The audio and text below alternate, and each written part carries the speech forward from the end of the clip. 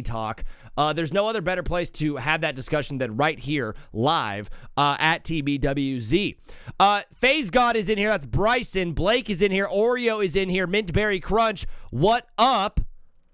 He says best body, Pat Mahomes. Most normal body in the NFL, Patrick Mahomes. Yes. Most normal body in the world. If you're looking at it as a 13-year-old boy, and if you're an older man and you have a 13-year-old son, and your son is like, I want to play in the NFL, I want to play football, and you're like, well, all right, let's watch some tape together. The last thing you're going to do is show him Pat Mahomes' dad bod. That's not what we want to look like. We don't want to grow up to be like Pat Mahomes body-wise, BMI-wise, weight mass-wise, height, sure. Skin color, absolutely. At this point, if I don't marry a black woman, there is no shot my kids play in the NFL. I be thinking about breeding, bro. For real. I'm trying to make a decision on life and who I spend the rest of my life with. In addition to wanting someone who's chill and fun and down for a good hang and sexy and cool, I also want a woman that can breed naturally athletic bodies. Do I want to marry a small Latina woman for my own personal pleasures? Weird word. Yeah, of course I do. Yeah, absolutely. But do I want to grow soccer players that are 5'10"? Not really. I want to grow beasts. So when I look at women, if you are over the height of 5'10", you are in my range, brother, lady, sister. I want to marry a tall woman that's athletic and built well. I'm not the most attractive. Well, okay, I'm not going to have that take. But if I was more, okay, I'm just going to move on with this show. Today on TBWZ Widescreen Radio, and JD Walker is in the chat as well. Oreo the Cat says Lamar Jackson has the best body. A little bit too skinny for me if we're doing body talk right now with NFL athletes. A little too skinny on the Lamar Jackson end, but we do like the way that he moves and he slides with it. Before we get into all the NFL stuff, the Cubs have beaten the Dodgers twice in a row. Let's go.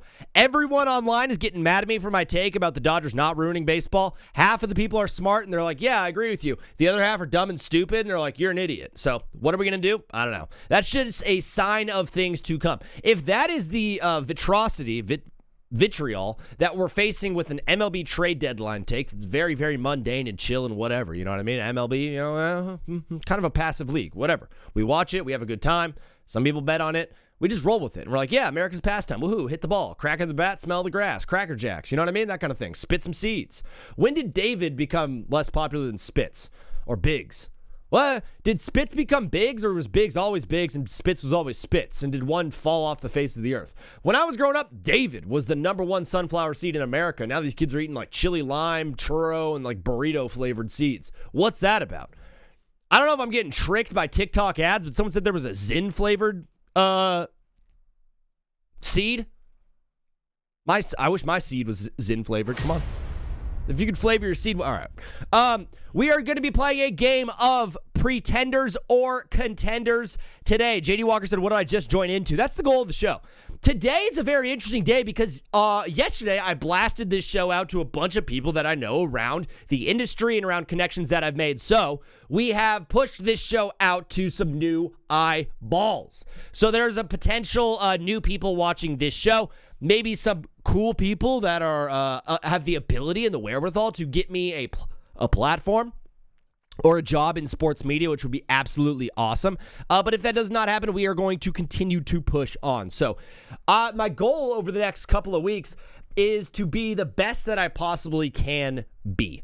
I've taken a little bit of a step back in some other areas or arenas in my life in order to give as much as possible to this show right here. So I am pushing as hard as I possibly can to make this thing happen over the next couple of weeks because, brother, time's a ticking. But football is here.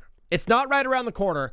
It starts tomorrow. Fantasy football drafts are well underway. We are doing rankings all across the board. ESPN has now gone away from basketball and talking about LeBron James, and now they are full on NFL, and it feels and looks as if the great, glorious sport of the gridiron has been bestowed upon us yet again. The most consistent thing in the world is NFL football season. College football season being right before that is the ultimate cherry on top. I'm locked in on college football. I'm very excited for where things are going. We are going to continue to talk college football. as this show progresses and as we go on and deeper into football season. Right now, I want to play a game of who is a contender and who is a pretender. Of course, JD Walker jumps in with the news of the day. We do have breaking news in the NFL. Let's get to that right now. Breaking news. Aaron Donald has officially worked out for the Los Angeles Rams, and the rumors about him coming back and playing in the NFL this season don't feel like rumors no more, brother. It feels like the man, the Black Panther, the Pittsburgh Build-A-Bear. I don't know. That's a new name for him. Does anybody call him Build-A-Bear? Wait a second. Holy crap. Pump the brakes, guys. I discovered something the other day that nobody else knows in the world of sports about LeBron James. I know I just said we're getting away from all the LeBron James talk and we're moving on to football and doing all that fun stuff. I have to. I found something that nobody else knows about LeBron James, and it just might shock you. If you guys watch ball, or if you know ball, or if you're looking up ball, don't look up balls, look up ball. That can get dangerous real quick, real fast. What's with all the on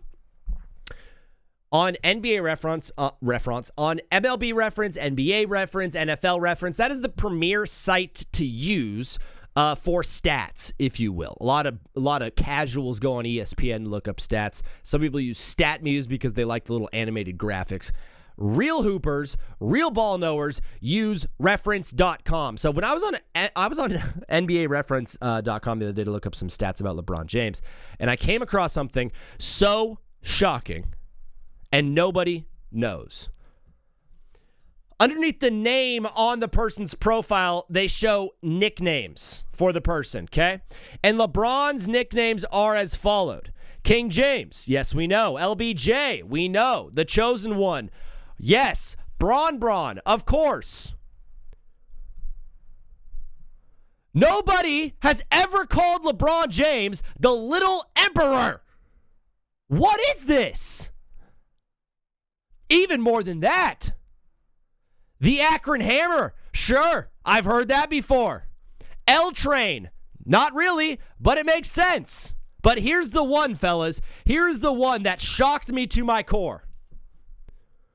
Who in the world is calling LeBron James Benjamin Buckets? Benjamin Buckets?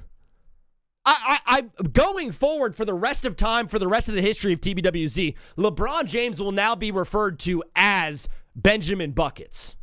I have no idea where that nickname came from.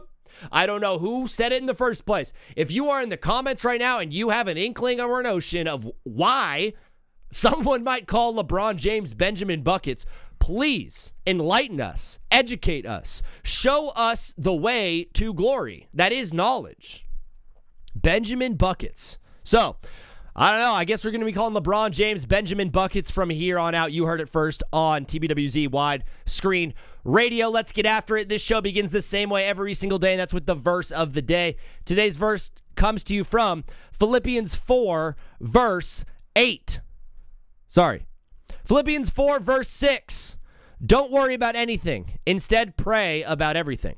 Tell God what you need and thank him for all he has done. Then you'll experience God's peace, which exceeds anything we can understand. His peace will guard your hearts and minds as you live in Christ Jesus. Drop an amen in the chat for that verse. Don't worry, just pray. In addition to the verse of the day, we also do the movie of the day. Today's movie of the day is Thin Red Line. A powerful front line cast, including Sean Penn, Nick Nolte, Woody Harrelson, and George Clooney, explodus into action in the hauntingly realistic view of military morale chaos in the Pacific Ocean during World War II. Nominated for 7 Academy Awards, including Best Picture and Best Director, Thin Red Line is an unparalleled cinematic masterpiece that Gene Siskel called brilliant, a terrific achievement, the finest contemporary war film. The Thin Red Line, directed by Terrence Malick. A little fun fact on this movie: Terrence Malick, if you don't know, one of the best directors in modern cinema. If you guys are into cinema and you want to see some good movies, watch some Terrence Malick films. Thin Red Line features an actor by the name of Adrian Brody that you might know. Adrian Brody was cast as the lead of Thin Red Line. He went into production as the lead guy, as the main man, as the head jock, number one on the call sheet. Okay? First team PA? Nah. Adrian Brody's PA. AB PA. He went in as the lead of this movie. He was at the premiere. He did a whole press junket before. 2 weeks leading up, he did all of the interviews on E! And The View, and it was Leno at the time. He was doing all of the press for the movie to get people to come and watch The Thin Red Line. He shows up to the premiere. Adrian Brody was in the movie for 8 minutes. And he was like, what happened? And Terrence Malick was like, oh yeah, so we kind of cut a lot of your scenes and we made the movie about Jim Caviezel. So Adrian Brody was the lead of this movie, Thin Red Line, showed up to the premiere and realized he's barely in it. Could you imagine going into something thinking you are the head honcho, thinking you are the big hoss, the BMOC, the big man on campus, showing up to the premiere to get all of the flowers that you could possibly get, and realizing that you're not even in the movie? One of my favorite facts about The Thin Red Line, that Terrence Malick is a genius, and this was a very hard movie for them to make, but they pulled it off. It came out the same year as Saving Private Ryan, so nobody watched The Thin Red Line. Everyone was like, wow, Saving Private Ryan rocks. Wait, there's another World War II movie out called Thin Red Line? Who cares? We just watched SPV, SPR, whatever. So Thin Red Line is a very overlooked war movie, but it is very fantastic. Shout out to Terrence Malick for making it. I figured, you know what I mean, as this show goes on, I want to be able to root ourselves in patriotism. I want this show to be known as a show that loves America and loves Jesus. So I figured it might be smart for us to start the show with the singing of the national anthem. The singing of the national anthem from a, I found this video online of some ladies singing the national anthem. So, fellas, hand over your heart. Let's lock in on the national OT.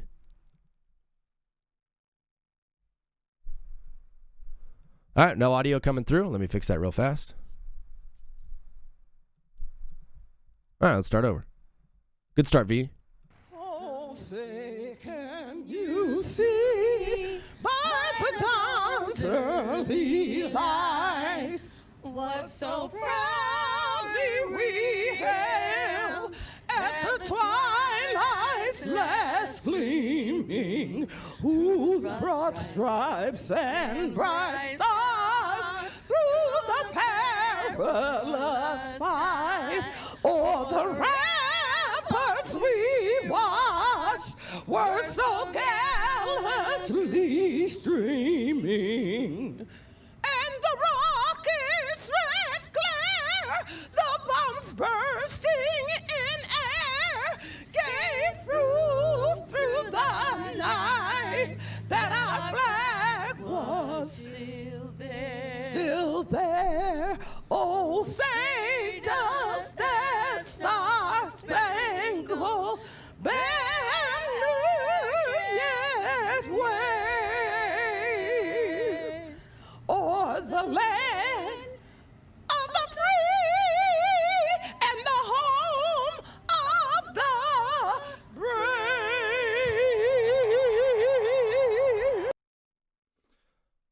Singing is really, really hard, man. But it's not that hard. I don't know how those women made that song seem so impossible to sing, but they found out a way to do it. That is the worst rendition of the national anthem I've ever heard in my life. That, of course, was at the the inaugural game of the Women's Pro Baseball League, which, you know, everyone was clamming for a women's professional baseball league. Finally, we got it. The very first play of the game was an error at shortstop. I'm not one who wants to sit here and minimize the efforts of women across the sporting world. I think women are insanely athletic. Many of them have great talents. Many of them are more athletic than you, young fat man watching this clip right now. Do not make fun of women for playing professional sports poorly. Make fun of... Don't have anything to say there.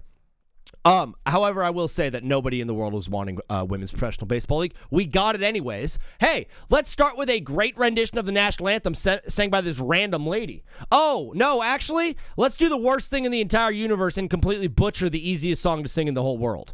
Not the easiest song. I'm losing my mind. Swaggy is in here. Chargers are not pretenders because they're not winning in the first place, so they cannot pretend. Swaggy, get out. You're being mean to me. If I'm going to be mean to someone, I'm going to be mean to CeeDee Lamb right now. Real quick, there is no reason for anybody to ever be doing anything like this. I do not care how much better this drill makes you as a wide receiver. If you're going to look this stupid on a football field, do not do it. You're sitting here like, oh, dude, hey, I have an idea to make myself a little bit better when I have obstructed catches. I'm going to put a B-net over my head, pretend I'm rocking a hive. Do not ever do anything that makes you look as dumb as CeeDee Lamb. Do not do anything as dumb as this. Never do anything as dumb as CeeDee Lamb doing this dumb crap at a football practice ever in your life. If you find yourself ever in a world where you're like, should I put a B-net over my head and start catching passes? Don't. Him doing this is like, oh, I'm trying to get better. I'm protecting myself. I'm trying to get better with obstructed passes or the view of the lights shining in at AT&T Stadium and Jerry's World. I'm trying my hardest to improve as an NFL athlete by putting a bag over my head and catching passes. It's the dumbest thing I've ever seen in the entire in like my entire life. It's like wearing beer goggles to a job it's like wearing those drunk goggles to a job at an accounting firm. There's no point in ever doing this. The minute CeeDee Lamb was like, you know he was baked when he thought of this idea. Him and his homies were sitting around his really nice mansion, probably at the fire pit, probably hanging out, having a great Texas summer. And he's like, hey, I'm trying to think of ways to improve my catching. I'm pretty much the best in the world at everything I've done. There's no new drills. I have an idea. What if I put a bag over my head? Hey, I have an idea for you, CeeDee Lamb. Stop being so weird. Stop doing this kind of stuff. Hey, just go out there and catch the ball. Put shoes on your hand. Hey, if he went out there with shoes on his hands and was trying to catch passes, I would be like, all right, he's elite, bro. He's trying really hard. He's trying to catch balls with shoes. He's not doing that. He's put a plastic bag over his head so we can look at him. This is not for him. CeeDee Lamb is not doing this to be like, hey, I'm trying to get better. CeeDee Lamb is doing this for us to look at him and be like, wow, he's locked in. Do you know his ADP in fantasy football just went up at least 3 spots because some dumb idiot 13-year-olds were like, well, if he's catching passes with a bag over his head, he must have a really good season coming up for him. Hey, this is stupid. Don't ever do stuff like this. Was that enough? Sorry, CeeDee. Love you. I think me and CeeDee Lamb would get along. Not going to lie. Oh, wow. That is the worst in the world. There is a clip right now of some Cardinals practice going around that is viral that I want to make fun of so badly, but I just made fun of CeeDee Lamb. So when we, dude, this is just, it's the worst football I've ever seen in my life. I've never seen a team look more bad than the Arizona Cardinals have looked in this practice. I mean, that is a good ball, and that is just a clean drop. That is a bad throw. That is a bad catch. That is bad defense. This guy's trying his best to look like Caleb Williams, threw it to the wrong team. What are we doing here? Not even close to a tackle. Jacoby Brissett looks slow, stepping up in the pocket, throws across his body. Marvin Harrison Jr. drops it. A wobbling duck, Marvin Harrison drop. It's just, how many times are going to watch Marvin Harrison drop passes and be like, yeah, that dude's elite? I mean, that's a nice route and a drop. Hey, this is a decent route, and that's a bad pass and a drop. He's not. I want my professional sports to be professional, bro.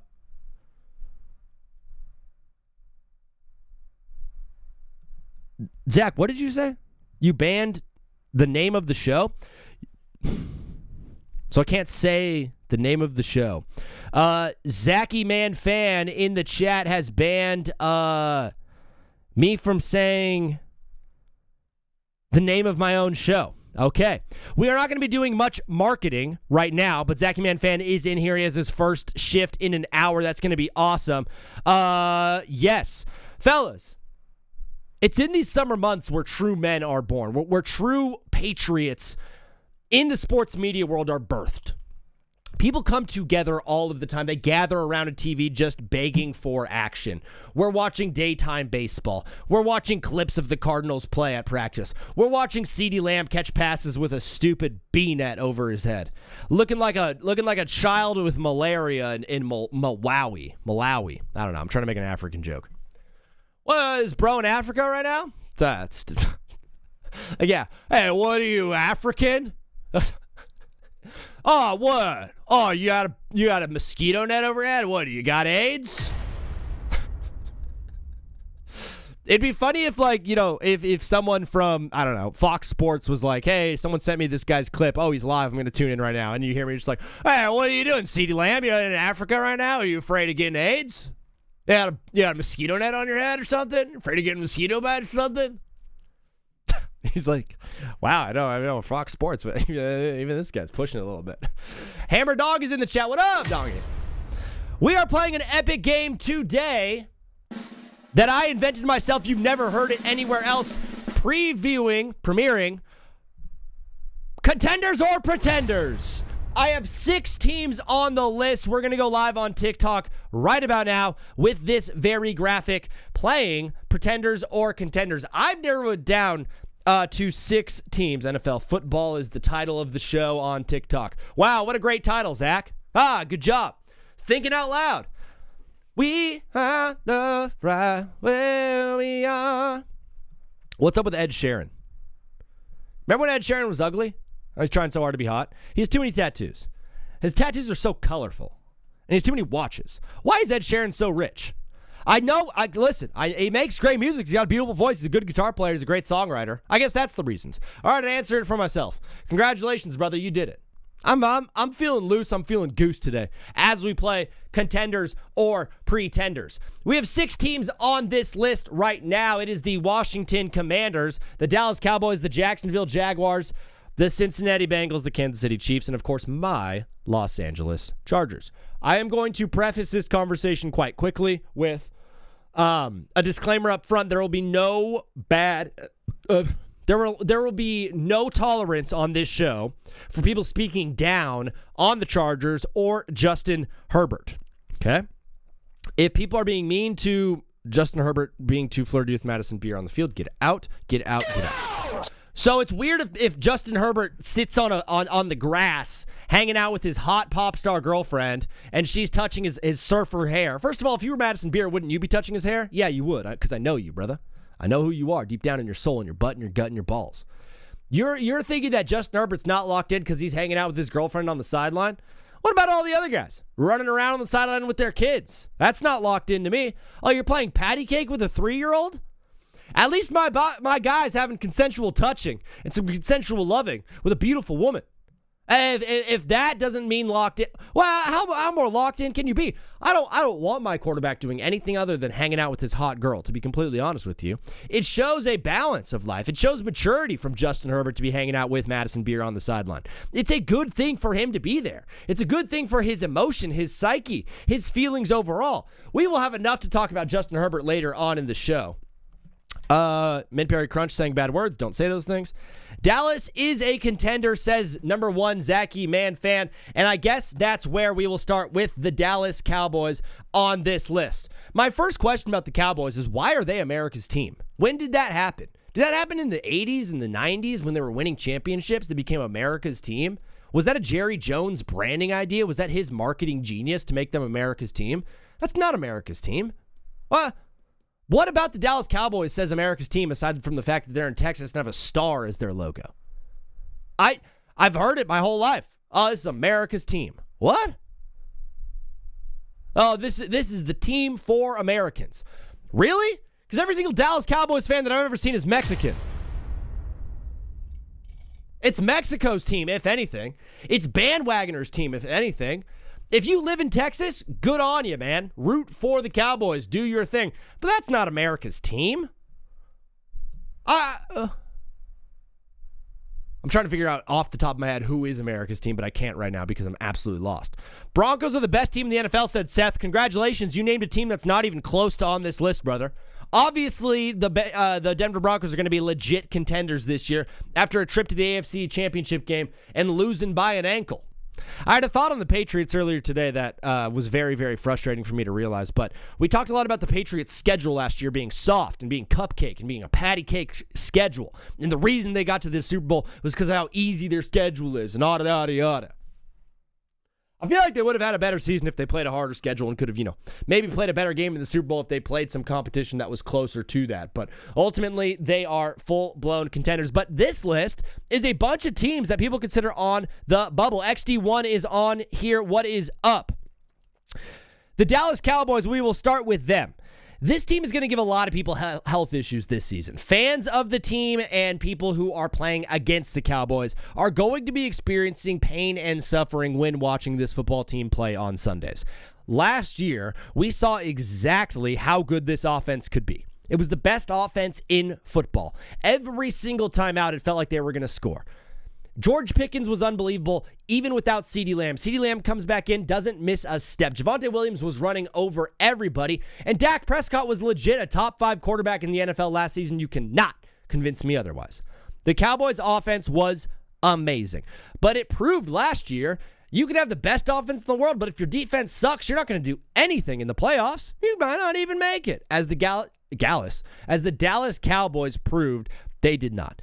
I will say the defense did improve at the deadline last season with guys like Quinnen Williams. In the draft, they got Caleb Downs, who for all reports around camp seems like the absolute dude. It seems like their defense got better. They didn't lose anybody on offense. So when I look at a team that had the best offense in the league last year and returning everybody on that side of the ball, I'm going to just lean out here and assume that offense is going to be elite yet again. The defense was so bad last year and got better. Is the defense all the way to good? Maybe. Is the defense great? No. Is the defense elite? No. Is there a possibility that the defense is good? Yes, there is. Holy crap, guys. Unreal. On the Purple app, Hammer Dong just gifted out 5 subs to the TBWZ community. Wow.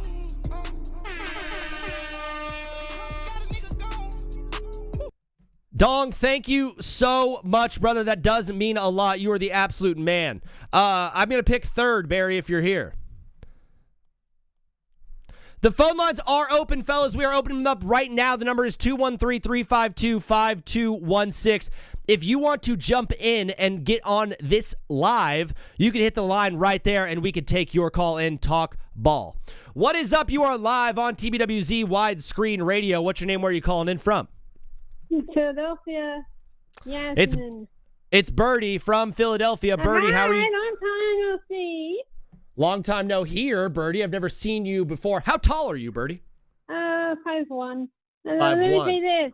But what's your All right. opinion on the Stephon Diggs thing on the Commanders? What's your opinion?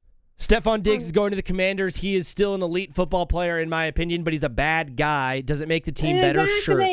Exactly. I just wish them luck because Diggs' reputation is really bad. So we just have to wait and see what they do with him. What made his reputation so bad, Birdie? Can you explain to the people who are and might not know? I'm just saying DV stuff. That's all I'm going to say. That is a good way to put it. Birdie, you of course. Yep. I don't want to say it out loud. No, you've said enough. Birdie, you famously are from the city of Phil. Yes, I'm happy, but let me say this. Okay. Commanders, no. Let me see the people. Let me see. Commanders, no. Well, it's Cowboys, contender. no. It's contender or pretender. So you got to say contender or pretender. Washington, no. Cowboys, yes. Jaguars, yes. Bengals, no. Birdie, you're supposed to say the yes. team and then contender or pretender. So like Cowboys contender or Cowboys pretender. Let me say it again. Okay. Washington, contender.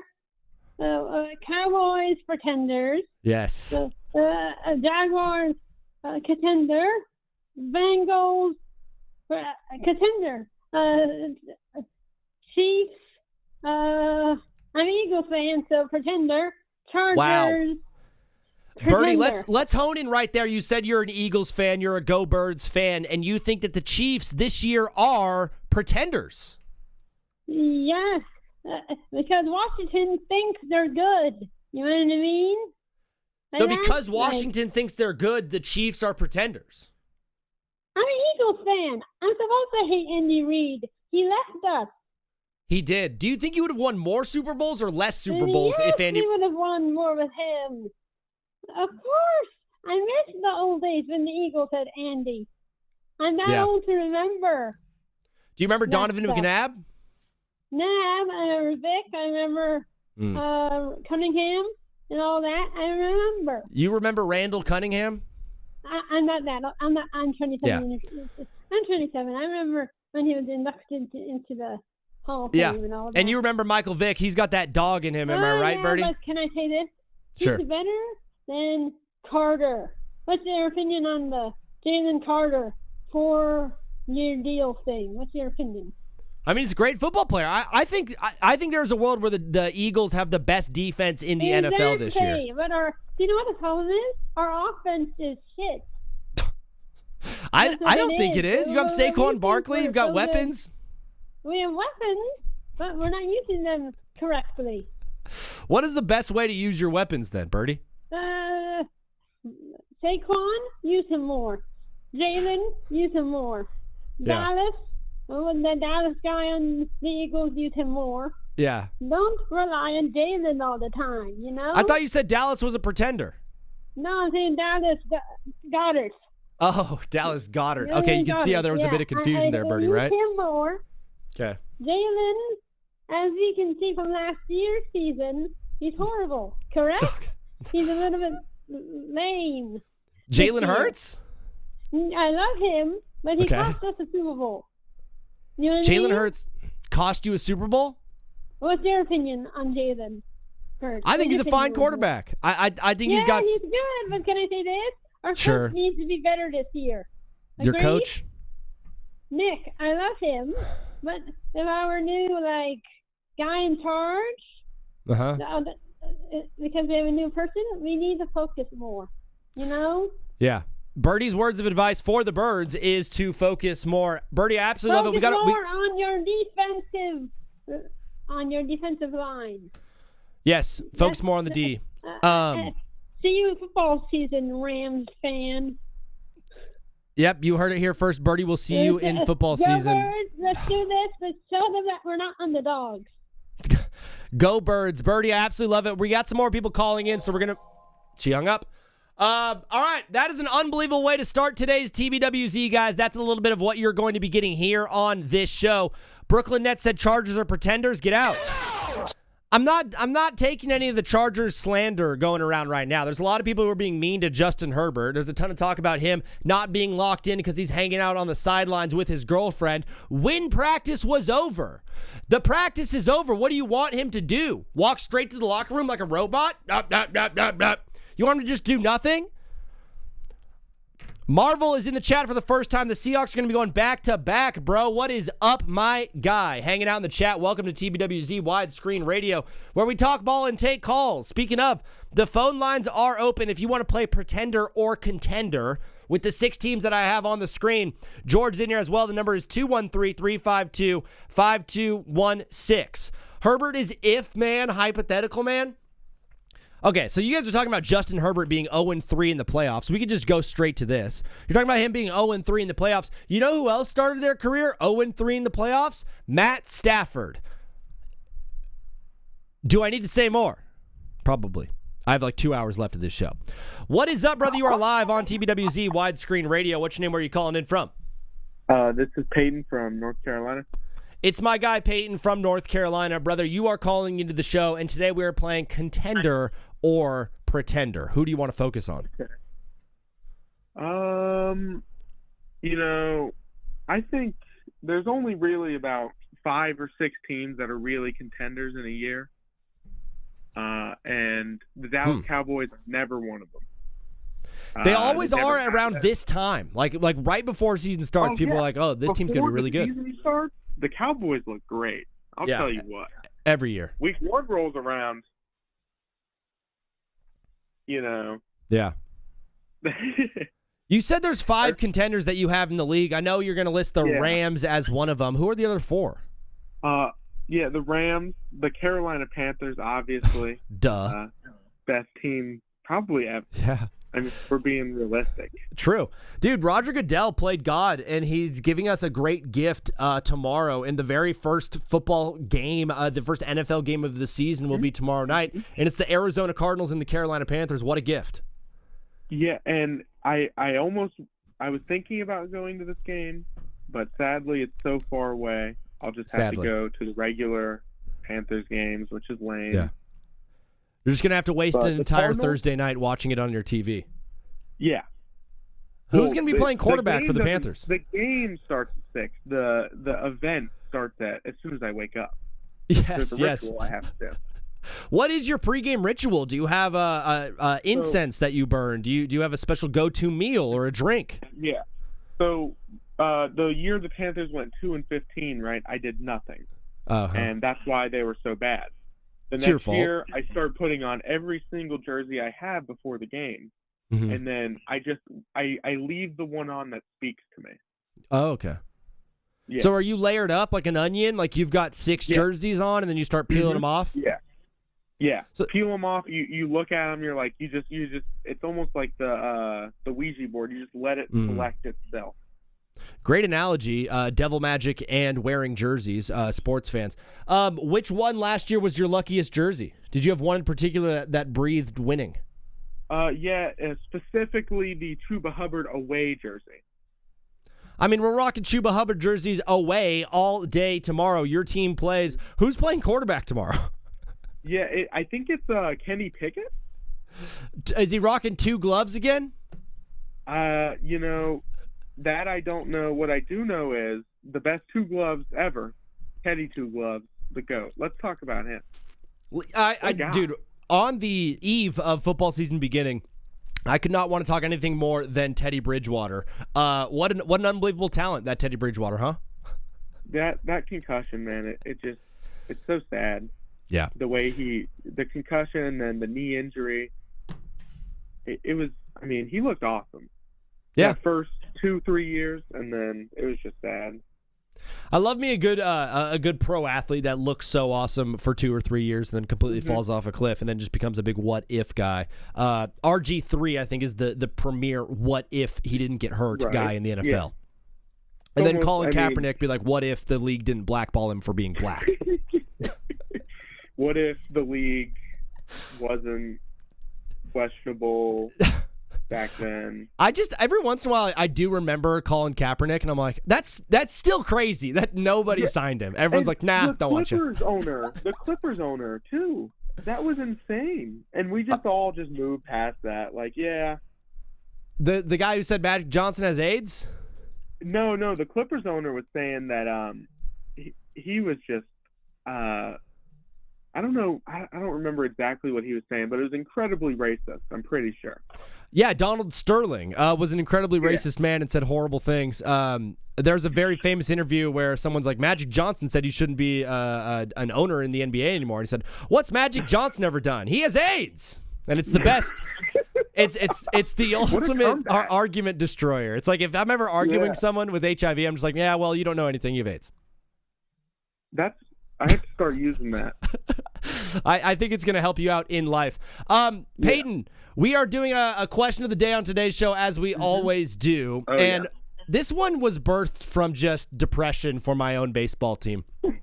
What pro team, what professional team in any sport, what pro team do you think you will never see win a championship in your lifetime? Never. Yeah, you've got, 60 years of life left? Yeah. I've got, hopefully, we hope for 50 more years. Yeah, that'd be good. I think I'd be capped out at 50 more. Yeah, that'd be ideal. It's a long time. Oh, man, that's rough because, I feel like anyone could just draft a Victor Wembanyama and just win 2 just because of that, right? It's true. Some generational guy. So I think basketball, I feel like any organization could really win. Okay. Baseball, I don't think the Athletics will ever win a championship because they spend less money than me on baseball. Yeah, you don't even have a team. You just have a fantasy team, and you're pitching money in all the time. I see like 2 1A games a year, and I spend more money than the Clippers. Come on. I absolutely love it. The A's are the first team on this list. Peyton, thanks for getting us started on today's show, brother. Well, God bless. We'll talk soon. Yeah, have a good one. Peace. That's my guy, Peyton. Like I said, today we are playing Pretenders or Contenders. We talked a little bit about the Cowboys already, and then just a little bit to jump in with the Washington Commanders. Before we get into anything with the Commanders, X's and O's wise, hey, this team should still be the football team. They went from one of the most racist names of all time to one of the most underrated names a NFL franchise has ever had. The Washington football team was a meme right off the bat. And then as the weeks went by and things started to settle in, I was like, bro, the football team, low-key, great name. And then you throw away that. You throw away the notoriety of being the only football team in the NFL. for the Commanders. What's a commander? What is that? I think right now, if we're doing just names right now in the NFL, I think the Commanders is probably the dumbest name in the world, but they should have just kept the football team because that was so hard. Commanders are back, baby. Stephon Diggs, and I'm back from my dead. What's up? Lil C is back. Himmy Not Jimmy is in here as well. I think every team should be the football team. Why not? In soccer, everyone's just the football club or this or that or the FCS or the BC. I don't know what it all stands for. The football club, the whatevers. Why not just the Washington football team? It was such a good name, and now their name sucks. The Commanders? Who asked for that? This team just added Stephon Diggs, which was news today. They added him to the wide receiver core that still features Terry McLaurin. Of course, the big thing about this team is Jaden Daniels. I called him Jaden McDaniels because I got the Chargers on my brain. Last time we watched this guy play a full healthy season, he was the Rookie of the Year and took his team all the way to the NFC Championship game. Last year, he was hurt. The offensive line was hurt. A lot of his weapons were hurt. Last year was not a good barometer of what this football team could actually be. The football team. The only football team. I believe in the Commanders still. I believe in their roster. I believe in their offense. And I really, really, really do believe in Jaden Daniels. I know we're going to do this 2024 quarterback class thing probably for the rest of time. Caleb Williams, Jaden Daniels, Bo Nix, Drake May, all those guys were in the same draft class, and we're going to continue to keep ranking them and seeing who's the best. We won't know for another 10 years, but I guarantee you it's going to come down to Caleb Williams and Jaden Daniels, if Jaden Daniels can stay healthy. That is the big question. I hate to have injury questions or injury concerns about a guy who's going into year 3. Realistically, year 2, he barely played last season. If he plays well, and he plays like the guy we saw in his first year, the offensive line can protect him, and the defense can somehow show up, I think there's a legit shot that a Dan Quinn-led team like the Washington Commanders could be true contenders. That division is tough, though. They don't have an easy schedule. They've got some tough games on the line. I'm not gonna put them in the full-blown contenders mode. I don't think they're necessarily pretenders, but they're not contenders, so I do have to say officially the Washington Commanders, you guys are pretenders. Thoughts on Stephon Diggs signing with my Commanders and how productive? Wow, Lil C, I forgot you were. That's crazy, Lil C. It's so good to have you back, man. I was figuring that there's some people who might be popping back in once football season gets rolling, and Lil C is proof of that. Sugo is in here as well. What is up, brother? The Stephon Diggs thing, as bad of a person as I think Stephon Diggs is, he still is a really good football player. He's had a horrific knee injury. He had those years with the Texans. Obviously, all those years with the Bills. Stephon Diggs is a guy that will just always get open. He's a route runner more than anything. He's also just a competitor and a guy that like you want on your team. Like I said, as bad as he is off the field, as nasty as he is as a human, he's a great football player. He's going to make this team better. He's at least going to give Jaden Daniels somebody to throw to. But if it's Marcus Mariota playing games again, do you remember that Thursday Night Football game when it was the Denver Broncos and the Washington Commanders, and it was Marcus Mariota against the Broncos, and everyone's like, wow, the Broncos are going to win by 21. I think the spread was 13.5, and everyone's like, what? Hammered 13.5. It came down to like a last-second play. The Commanders could have won that game, and the Broncos could have been proven frauds right then and there. Turns out, didn't happen. But that's the Commanders. Another team I want to talk about today is the Cincinnati Bengals. Contender or pretender? Brad said, what is the take? Murr said, what is the take? What is the take? I'm going to call in. Hey, this show is called Take Back with Zach, TBWZ widescreen radio. I'm here. I'm spewing nonsense, but this show is about you giving a voice to what you love, which is ball. If you want to call in with your own set of takes, please do so. If you want to talk something completely different, if you want to talk about Tarek Skubal, if you want to talk about Justin Herbert, LeBron James, top 7 running backs in the NFL, I have my list. If you want to create yours, you can go head-to-head with me. But all it is you call into the show, I let you know what you want to talk about, and you fire off like this guy's about to right now. What is up, brother? You are live on TBWZ widescreen radio. What's your name? Where are you calling in from? Yo, what's good, bro? What take should I say? What do you think? What do you think a good take is? All right. First of all, let's pump the brakes. What is your name and where are you calling in from, my brother?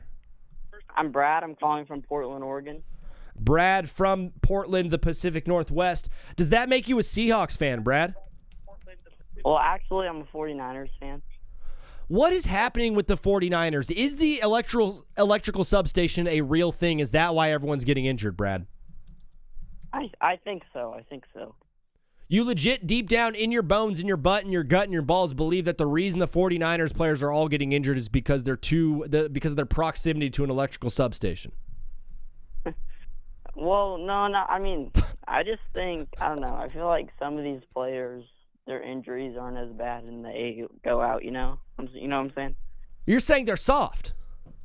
Yeah, I don't want to say that about my team, though. I guess some of them are a little soft. Well, then don't say it about your team. What's a team in the NFL of all the 32 that you consider a soft football team, that your team would just roll right over? Here, my friend, probably the Cowboys. I don't know. Yeah, that's fine. We are playing a game of Contender or Pretender. I was about to jump in with the Cincinnati Bengals. So, Brad, I'll let you get us started. Are the Cincinnati Bengals true contenders, or are they just pretenders? I really think they're contenders. Is it just because of the offense? Like, what are we going to do about that defense? I feel like every year it's the same thing. They can't protect Joe Burrow, and they can't stop anyone on defense. I think their defense needs a serious upgrade, to be honest. Yeah. But they're still contenders? I mean, I guess. I mean, I think they have a chance. Brad, do you have any takes from the world of sports that youth fire off in your group chat and everyone calls you stupid, but you stand firm in your beliefs? Honestly, not really. We all really have the same beliefs, to be honest. Yeah. Brad famously lives in an echo chamber. I absolutely love it, brother. You are our third caller of the day, which means you get to do our question of the day. Today's question of the day is, what professional team do you think will never win a championship in your lifetime? The Bills. The Bills. You don't think they'll ever win in your lifetime. You have probably 70 years of life left, and you think in that 70-year span that Bills will never win? Actually, let me think. Either This is the best Bills call ever. Or the Raiders. The Bills or the Raiders will never win in the next 70 years of your life. Brad, I absolutely love it. What grade are you in? I'm in 8th grade. You're in 8th grade. You're going into high school soon, which means you're going to be going to college. Wait, no, sorry. I'm going into 8th grade. My bad. You're going into 8th grade, which means it's your last year. You're the BMOC, the big man on campus. Are you going to be bullying 6th graders? No. No, you're going to be a nice, kind guy because you're an upright citizen. Brad, I absolutely love it, bro. Thanks for following the show. Thanks for calling in. God bless you, and we'll talk soon. You too. See ya. Peace. That's my guy, Brad. He didn't have a take. He didn't have anything to talk about. He just wanted to pop in and join the show, which I absolutely love. Fellas, if you're watching and you do not follow, please hit the follow button. It helps me grow. It helps me show. We're also live on YouTube.com and Twitch at Take Back with Zach. What is up, my brother? You are live on TBWZ Widescreen Radio. What's the name? Where are you calling in from? How's it going, Zach? How you doing, man? It's my friend Cody from Texas. Cody, we are doing good. We're playing a game of Contender or Pretender. I know you are a Cowboys fan, so brother, let me pop it off to you. Dallas Cowboys, Contender or Pretender? We're a contender this year. Last year, we were looking at this team as one of the best offenses in the league. They just did not have any defense at all, and it let them down. Ultimately, they missed the playoffs. Do you think the defense got good enough for them to at least be a playoff team? Let me tell you this, Zach. By the way, I'm also eating, by the way. I mean... Let me tell you this. Because basically, you got to think about this. The Cowboys you got Kobe Durant, you got Don Miller, he's indeed posting on Twitter, posting on Instagram, saying that he's going to go to the Cowboys. I think he will indeed go to the Cowboys 100%. Because why would you post you in the Cowboys jersey and you're not going to go? Like, come on, man. Yeah, but Don overall, Miller. Do you... Okay, now I picked up what you're putting down. So Donnie Miller's joining the Cowboys defense this year, and that's going to take them to the next level. Like you said, they got Caleb Downs, they got Quinnen Williams last year. Is that good enough in that division, though? I'm going to tell you this now. Okay. If Caleb Downs is not healthy, and I just want to say this, people are mocking him online. I've seen people posting AI-generated videos. Y'all all think you're all cool. Oh, it's not our year. Let me tell you this. Has your team made the Super Bowl? If it hasn't, I don't want to hear your name, okay? Okay. Don't talk to me. And if you're an Eagles fan, yo, bro, just go cry. Just go cry at this point. Because you lost to the Cowboys 21-0. Y'all took the lead, still lost. And look what we got. We got Christian Parker, one of your best coaches that made one of the best defense players over there in the Eagles. That's kind of crazy. But you also you got to think about this. Dak Prescott, he has made one of the biggest plays to go to overtime for the Green Bay Packers, and that was a Sunday night football game. I did not expect it to go into overtime. In the game that the tie, the famous 40-40 tie? That was really insane. And you know what the crazy part is, Zach, is that when the ball hit his shoulder at the very end, I was like, no way they let that slide with 1 second left just to win one game. Crazier things have been done. So you're locked in on the Cowboys this year. Do you think the division is possible for the Cowboys, or will they be a wild card team? Zach, I'm going to be completely honest. Better. As I am a Spurs fan and I was a believer, and you know what's crazy? I told my friend MJ from South Carolina, I told him the Spurs were going to go to the finals. What do you know? He didn't believe me. They went to the finals. I get it, we might have lost, but we made it. Still, no matter what, I marked my words. Yeah. And I'm a man of my word, and I just want to say this. I think the Cowboys will either be a division round or either will be a wild card. No matter what, I'm a believer. I think they can make both of them. No matter what, whatever the choice is, I don't care, whatever it is. As long as we make the playoffs, I'm thankful for it. Cody is marking his words like a dog peeing on a fire hydrant, marking his territory. Cody, unbelievable stuff. Thank you for calling in. Today's question of the day on TBWZ is, what is a professional team in sports that you think will never win a championship in the rest of your lifetime? Any sport. Ooh. In 7 years or in like the rest of my time that I'm alive? In the rest of the time that you're alive. Where did you get the 7 years number? Where is that from? Because I heard you say 7 years earlier. Oh, no. I meant 70. Like the rest of your life. What team do you think will never win a championship in your lifetime? Ooh, that's a tricky one, Zach. I think, and I'm going to tell you this only one time, I think, and out of all the league, it's going to be not the Bills. I think it's going to be the Commanders, in which I hate them so much to the point where they made us get eliminated from the playoffs, and I was upset, and I literally had to go to the store in the middle of the game, and we lost. And they lost, and we got eliminated, and they got eliminated. I was going for them only because my friend was going for them. But no matter what, Zach, I do really want to say this. I want everyone to clip this, including you, Zach. Mark my words. The Spurs are going to play Philly in the NBA Finals January 5th, 2027. The finals will be in January next year. Cody, your words have been marked, brother. They've been written down. Unbelievable stuff. Thanks for calling in. God bless. We'll talk soon. Goodbye, Zach. Have a wonderful day. Peace. That's my guy Cody calling in. We did not finish our takes on the Bengals, so we will get after those right now. Are the Bengals contenders or pretenders? If you want to call into the show, it's 213-352-5216. If you want to give your take, this is Take Back with Zach, live Monday, Wednesday, Friday from 3 p.m. to 6 p.m. Pacific time, all football season.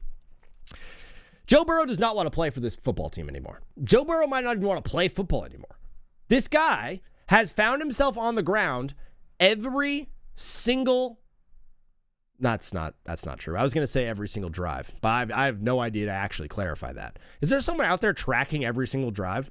Is there some nerd out there in some like cardboard box that's just tracking every single drive every NFL team has ever made? The stats guys have just gotten absolutely and utterly ridiculous.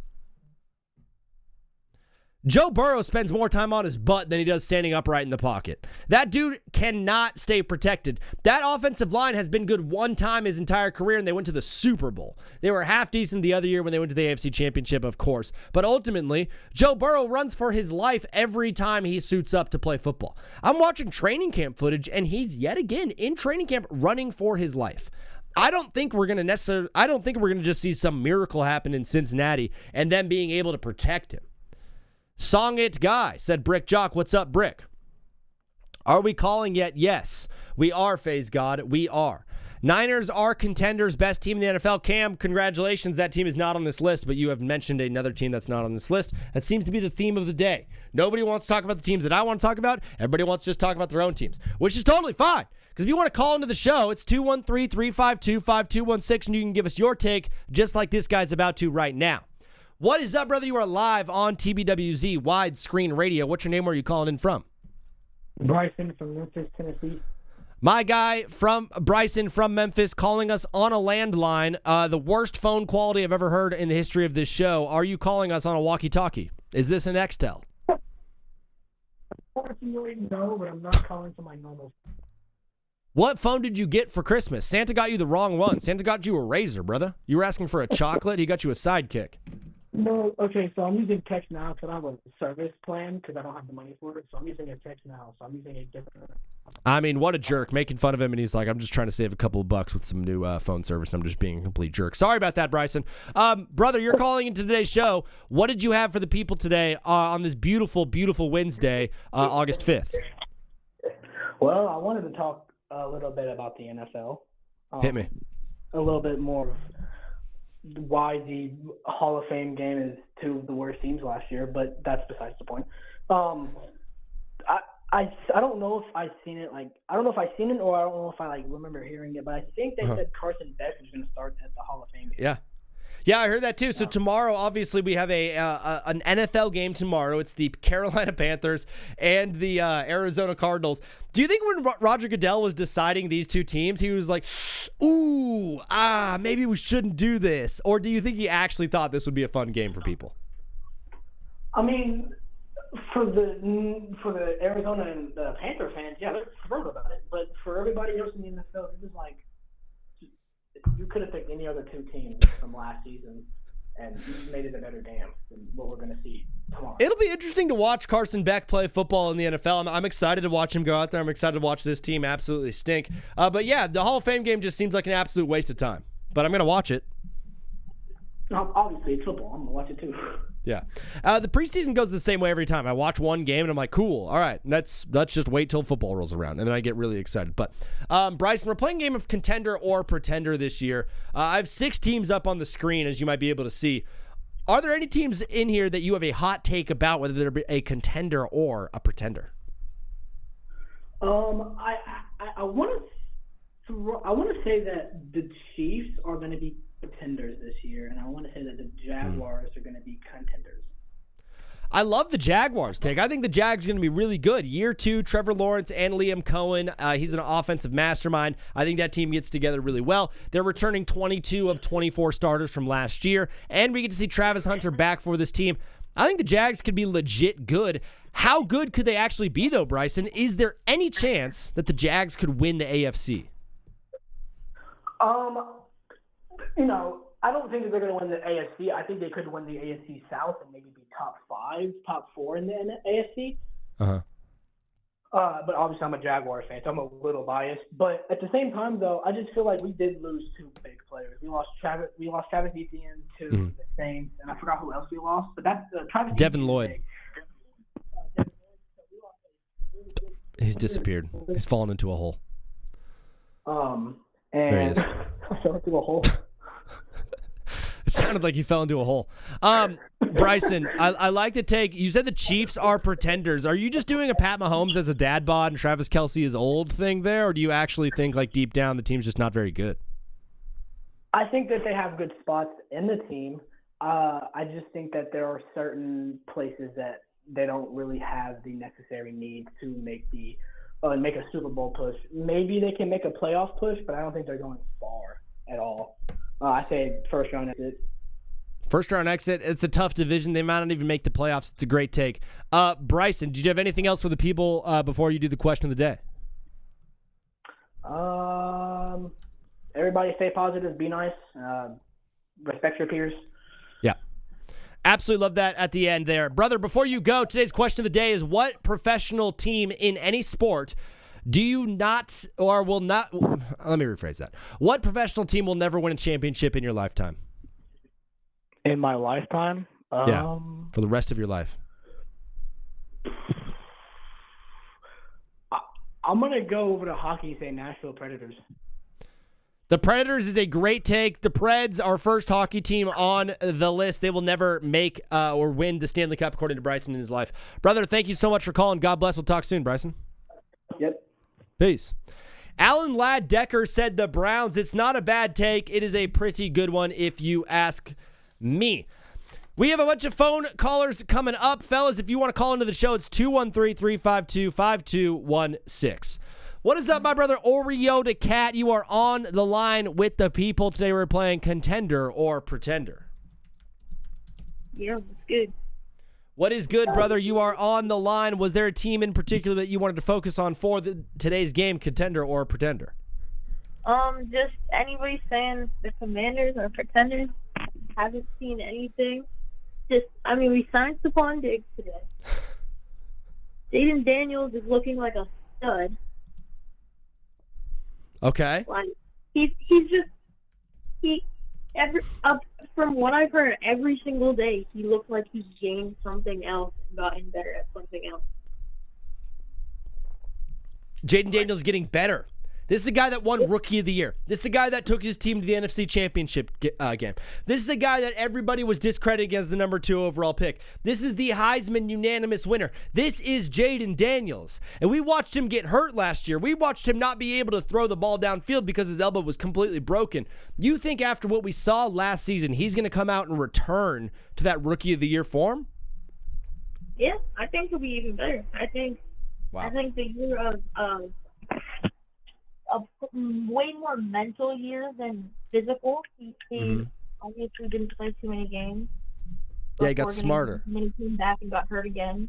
Yeah. So, I think the biggest thing for him to be successful is kind of a similar thing with Joe Burrow. It's like if he can stay healthy, if he can stay upright, if he can stay on his feet, he's going to be good. But if the offensive line stinks again, there's no shot this team is going to be anything good. We also, people are underrating this. We got a new tight end, too. He's Chiga Okonkwo. He's looking like a stud, too. Chiga Okonkwo from the Tennessee Titans. He's half decent. He's a much better blocker, I think, than he is pass catcher. But blocking is good. You have Bill Krosky-Merritt running the ball for this team. I think Dan Quinn wants to run the ball. I think it's going to be a hard-nosed running type team. The defense, though. A little bit of question mark last year. A lot of injuries throughout the thing. Did they improve on defense in this offseason? Enlighten us, Oreo. I think they have. Obviously, we got. He's a rookie, but he'll develop over time. Sonny Styles, I think, is going to be great. Mm-hmm. Oreo, are you a fan of the Commanders? Yeah. So you're hopping on the phone line with us right now, just telling us that every player on the Commanders is going to have a good season. And I haven't seen the player. Oreo, you are also a famous Spurs fan. We just had Cody call in and say that next year's NBA Finals is going to be Spurs, Sixers, and the Spurs are going to win it and take down LeBron James and that team. How do you feel about that take from my friend Cody from Texas? That'd be crazy because it'd be like a passing the torch moment to Wemby, would be. It'd be true. It's I want nothing more than a passing of the torch moment. From goat to goat, from throat to throat, from guy to guy. I absolutely love that idea. Oreo, thank you for your takes on the Commanders. I think you're going to have a fun one for us here. Today's question of the day is, what professional team do you think will never win a championship in your lifetime? You are famously 13, so you have probably 70 years of life left in you. In the next 70 years, what team do you think will never win? The Charlotte Hornets or the Sacramento Kings. You're going straight NBA mode. You think there's no shot the Hornets will ever win one? I think they will, not in my lifetime. No, I don't know. That front office has been so sad across multiple different front offices. It's just like. So let me go a stretch further. So it's 2026 right now. Do you think that they will win in a game in the 2000s, or will they have to wait till the 2100s? 2100 is how many? Math is hard. Wait, Oreo, something that's dawned on me. Is there any chance that you live to 2100?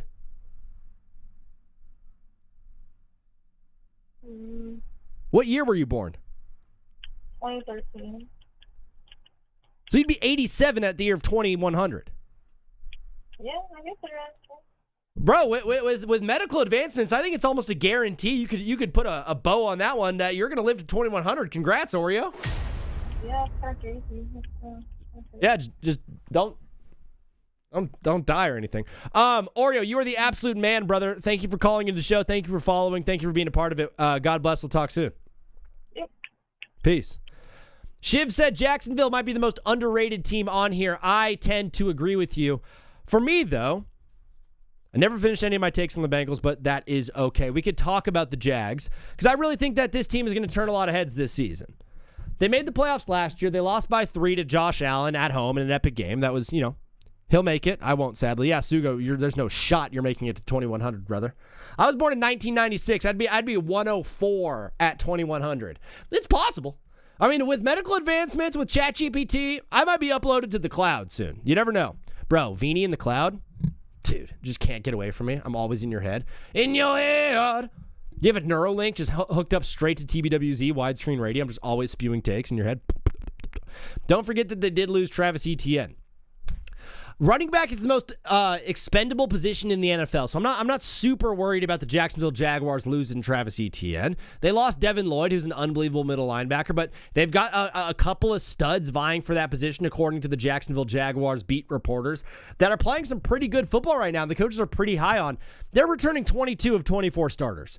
I don't care if they lost Etienne. I don't care if they lost Devin Lloyd. I know those are two big names. There is no other team returning more starters than the Jacksonville Jaguars. Consistency is a huge thing in the NFL. This is also year 2 of Liam Cohen. And they have all the same coordinators. Trevor Lawrence has never had back-to-back seasons with the same head coach and the same OC and the same GM.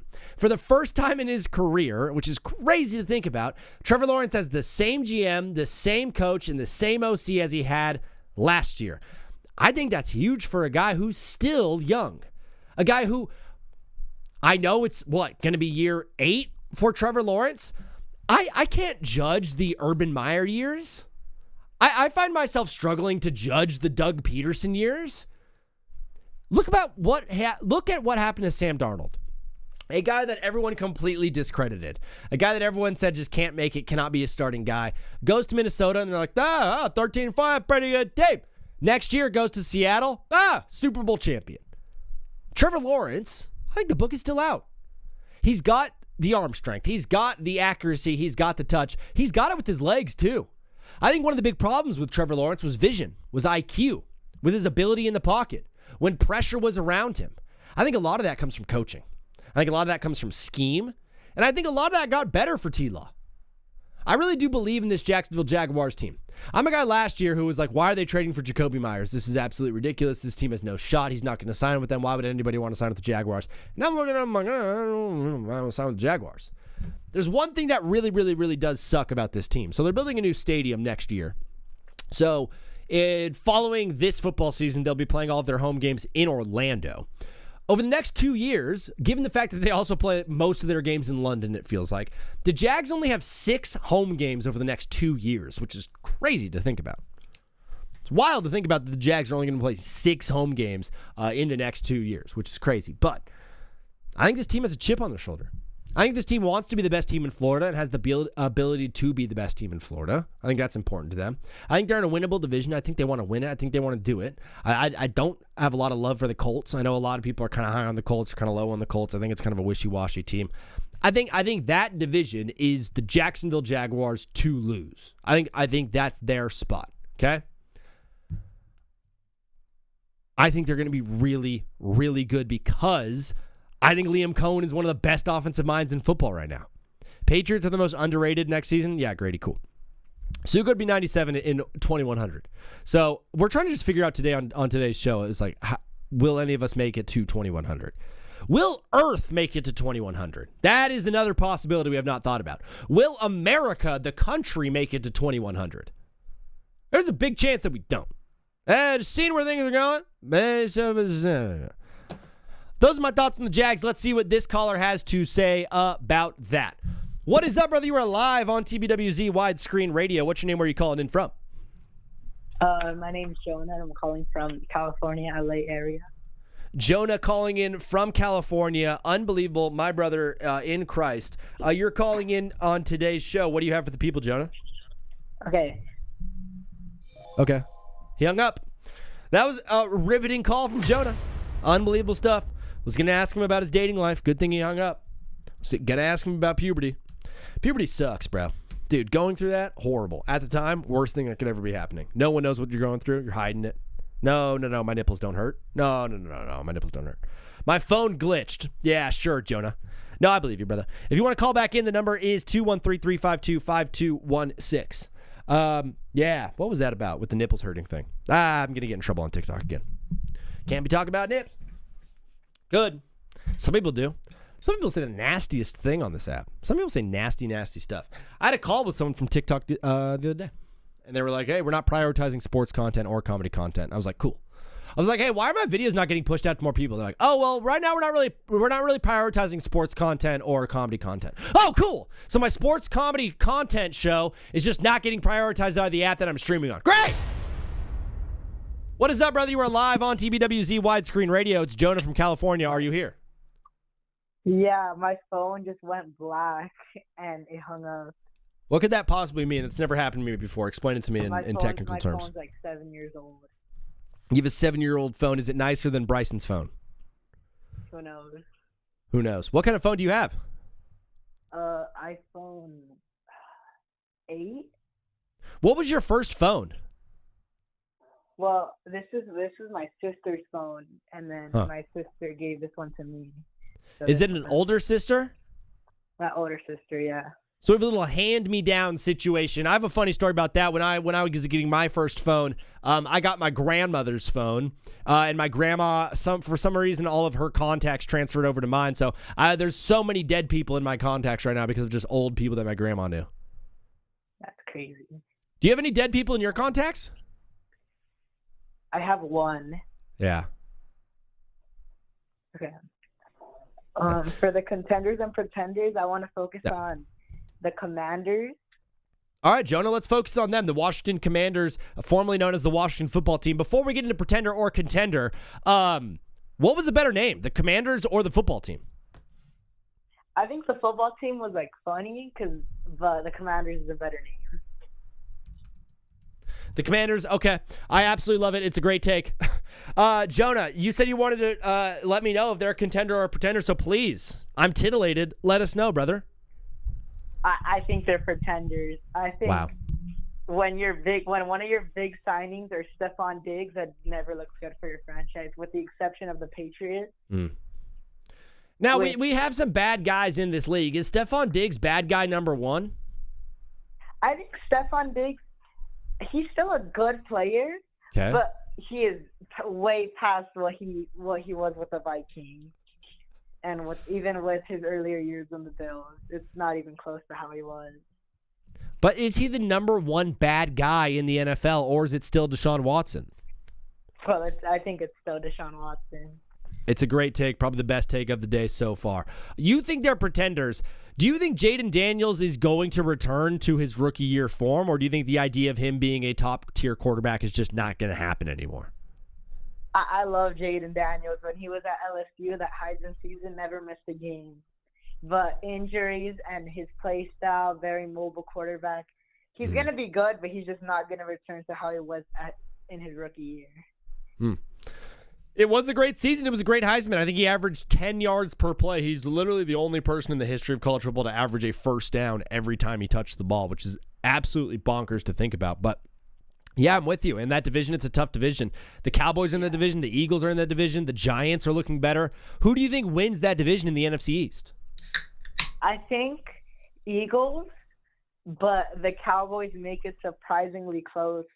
Even as a Rams fan, I think the Cowboys could make it surprisingly close with the Eagles. Jonah from California, lifelong Rams fan. Did you hear the news today that Aaron Donald is officially working out with the team? Yeah, I had to play. I was at football workouts for my high school. I got out, and that's the first thing I see. So you're working out. You're doing 2-a-days right now. Do the boys have the pads on yet? Not yet. Not yet. What position are you playing, Jonah? Playing running back. Playing running back. Are you a freshman? Yeah, I'm a freshman. I'm on JV. Oh, you made JV as a freshman. That's pretty good, bro. Are you going to be getting some touches? Only God knows. I'm praying, but only God knows. My number one piece of advice is someone who played a little bit of high school football myself and wasn't too bad. Run downhill. It's not about going east or west. It's about going south. It's about going down, brother. So put your head down and start cracking fools. That's the best way to go about it. Jonah, question of the day on today's TBWZ Widescreen Radio is, what professional team in all sports do you think will never win a championship in your lifetime? Okay, I'm 14. I Great. have a long life to go, hopefully. Yeah. Do you think you're going to make it to 2100? I would hope so, but how old would I be? 80. I'm 14 right now, so 86. No, when were you born? I was born in 2012. 2012, so you'd be 88. Oh, wait, my math is like horrible today. Yeah, I mean, you're I 14. got hit in the head at practice. Yeah, keep hitting, bro. It only helps. Yeah, I think the Cleveland Browns. The Browns are officially on the list. I was waiting for them, and Jonah jumped in with it. Brother, thanks for following the show. Thanks for calling in. God bless, and we'll talk soon, bro. Thank you. God bless. Peace. There's been a lot of nasty things said on this show and other shows and other sports media outlets about my quarterback, Justin Herbert. And I just want to put some of that to rest. We have a new graphic up on the screen. If you have eyeballs, if you have the ability to see, it's time to talk about Justin Herbert, okay? Obviously, I'm a J Herbo guy. I'm a J Herbo truther. The man only got one MVP vote, probably should have gotten more than that last year because he, in terms of value, was the most valuable player in the NFL last season. There's a lot of talk about right now about him not being locked in because of video of him after practice hanging out with his hot girlfriend.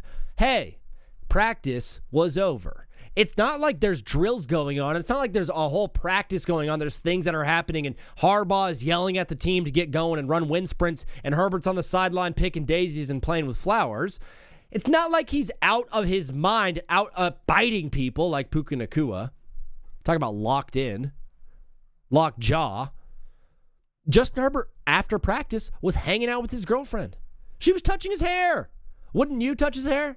If you were Madison Beer, if you were a pop star and you were dating Justin Herbert, the $50 million man, lives on the beach in Manhattan Beach in Southern California, plays professional football, 6'5", built, gifted, head of hair like Rapunzel, you're telling me you wouldn't be brushing that man? If you were a woman or attracted to men, Justin Herbert would be the number one person on any of your lists in terms of hot athletes, okay? Sorry my boy's hot. Sorry my quarterback's sexy. He didn't choose that. He didn't decide that. He works out. He's looks maxing. He's looks maxed. You think Justin Herbert is not locked in because he's hanging out with his girlfriend on the sideline? Drake May Moggs, by the way, no, he does not. Drake May looks like if you made someone out of clay and didn't set when you were firing it and kind of melted a little bit. Drake May has a pliable face. People are overreacting. They spent like 5 minutes today after training. It's not that deep. Cam, thank you so much, brother. You are Italian. Go Bolts, brother. Go Bolts. Thanks for following the show and calling in. If you did or not, I don't know. I don't care. People are having full-blown conversations. I'm tuning into First Take today, and I'm seeing Stephen A. and all the old heads on there talking about Justin Herbert not being a top 5 quarterback. What are you talking about? Oh, Ryan Clark said, he got fired. He's not even on it. I mean, what a fraud am I? How big of a fraud could I be? I was like, I was watching First Take and I'm named Ryan Clark. I famously got fired 2 weeks ago. I mean, what a loser. What an idiot. I'm so dumb. I'm Irish, but yeah, same thing. You have an Italian flag in your bio, Cam, so I don't know. That makes sense, though. Herbert is not top 5, said Grady. Name the 5. If you want to say Justin Herbert's not a top 5 quarterback, then call into the show and name your 5 quarterbacks. 213-352-5216. The Chargers last season had an offensive line that was probably the worst in the entire league. I was making fun of Joe Burrow for always being on the ground. I was making fun of him for always being hurt, for Jaden Daniels not being able to be protected. Making fun of all these guys not being able to be protected and always ending up on their butts because their offensive line stinks. The Chargers probably had the worst offensive line play in the history of football last year. And guess what? We still made the playoffs and still won 11 games because Justin Herbert is that dude. The reason, speaking of Irish, the reason Sam Monson gave him an MVP vote and voted him as an MVP of the league is because in terms of the word valuable, the most valuable player, Justin Herbert was that guy last year. The big, scary black cloud hanging over this organization, this player, and this team, and all the fans is the fact that he's never won a playoff game. Stephen A. said he's top 5 in talent, but to be a top 5 quarterback, you have to win. And Justin Herbert hasn't won. I heard that take, and I'm like, what a stupid take. And then I thought about it, and I'm like, well, you know what? Stephen A. still got his fastball, brother. It's an unbelievable take. Top 5 in talent, but not top 5 quarterback is one of the funniest things I've ever heard someone say. How can you be top 5 in talent, but not top 5 at the position? It does not make any sense. But Stephen A., when he says it with gusto and haste and a little bit of a nastiness in his voice, does Stephen A. smoke cigarettes? He should. Live on air. If I'm ever on First Take, I'm going to have a cig in my mouth, brother. I'm going to be like, yo, I'm lighting up a cig right now. Dude, I'm going to kick up my feet, bro. Oh, on First Take, just puffing on a cig. Be like, yeah, Steven, you got it. Your post is with Herbert with a little girl. Your post is with Herbert with a little girl. Diablo has no idea what he's talking about. First day speaking English. Congrats, brother. What is up, brother? You are live on TBWZ Widescreen Radio. What's your name? Where are you calling in from? He hung up. Yeah, but even though it's called the most valuable player, we all know the one has never been at the actual we all know the one has never been at the actually most valuable player. Has always just been the player on the best player. The talking today has been absolutely abysmal on my front and on all fronts. Oreo can't even read that. I remember 2 weeks ago when you said you were going to start smoking cigs again. Yeah, we're trying. We're trying to get back on it. We're trying to get back on cigs. It's been a struggle. I just don't have any gold. Cigarettes are so expensive these days. I don't know. And you don't look as cool as you used to. Now it's like people see you, you're like, ew, gross, nasty. And I don't want to feel nasty and gross. I want to feel cool and sexy and hot, like my quarterback, Justin Herbert. Hanging out with his hot girlfriend, his pop star girlfriend on the sideline. You guys are like, oh, he's not locked in.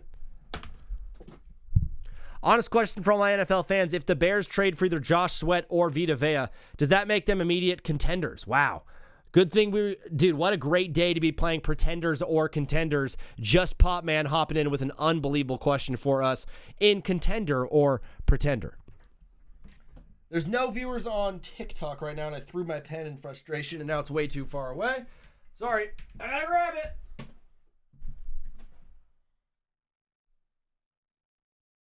Bro's on his hands and knees grabbing a pen. Oh, here's Will. What is up, Will? How are you doing, brother? I'm good. How are you? Dude, I'm doing all right. Hanging out, having a good time. We're playing a game of Contender or Pretender on today's show. Did you want to hop in? Sure. All right, Contender or Pretender, the Kansas City Chiefs. I think Contender this year. I think in all dynasties, there's that one fluke year. So I think last year was their fluke. You think last year was that year, and this year they're going to return to form? I've been high on Rashee Rice in my lifetime. I've been high on Xavier Worthy in my lifetime. I've been high on Travis Kelce in my lifetime. I don't think the weapons are very good right now for Patrick Mahomes, and I know he's very good. I know he's great. He can put the ball anywhere, but if you don't have guys to catch it, I don't know how good your team can be. Let's hope Rashee doesn't get back into jail this year. Well said, Will. Contender or Pretender? The Los Angeles Chargers. Pretender. I don't think Justin Herbert's got it. What do you mean, got it? What's it? It's just like you're not going to, like, you'll be fine. I don't think you'll be great. I don't think you'll be good. I think you'll make it to the wild card and then just lose. That's how I'm thinking this year's going to go. So that makes them a pretender for making the playoffs? A little bit. I feel like they should have a deeper run, but they don't. It's all right. What does Justin Herbert have to do to earn the respect of football fans around the world? Well, I think one, you mean in the country, but let's move on to the second. I think it's a global game. Not in the. I mean, It's bigger than the Or in EPL. United States. What? I think the NFL is bigger around the world than the English Premier League. I can tell you right now that is wrong, but we will move on. I feel like he's got to win a divisional round.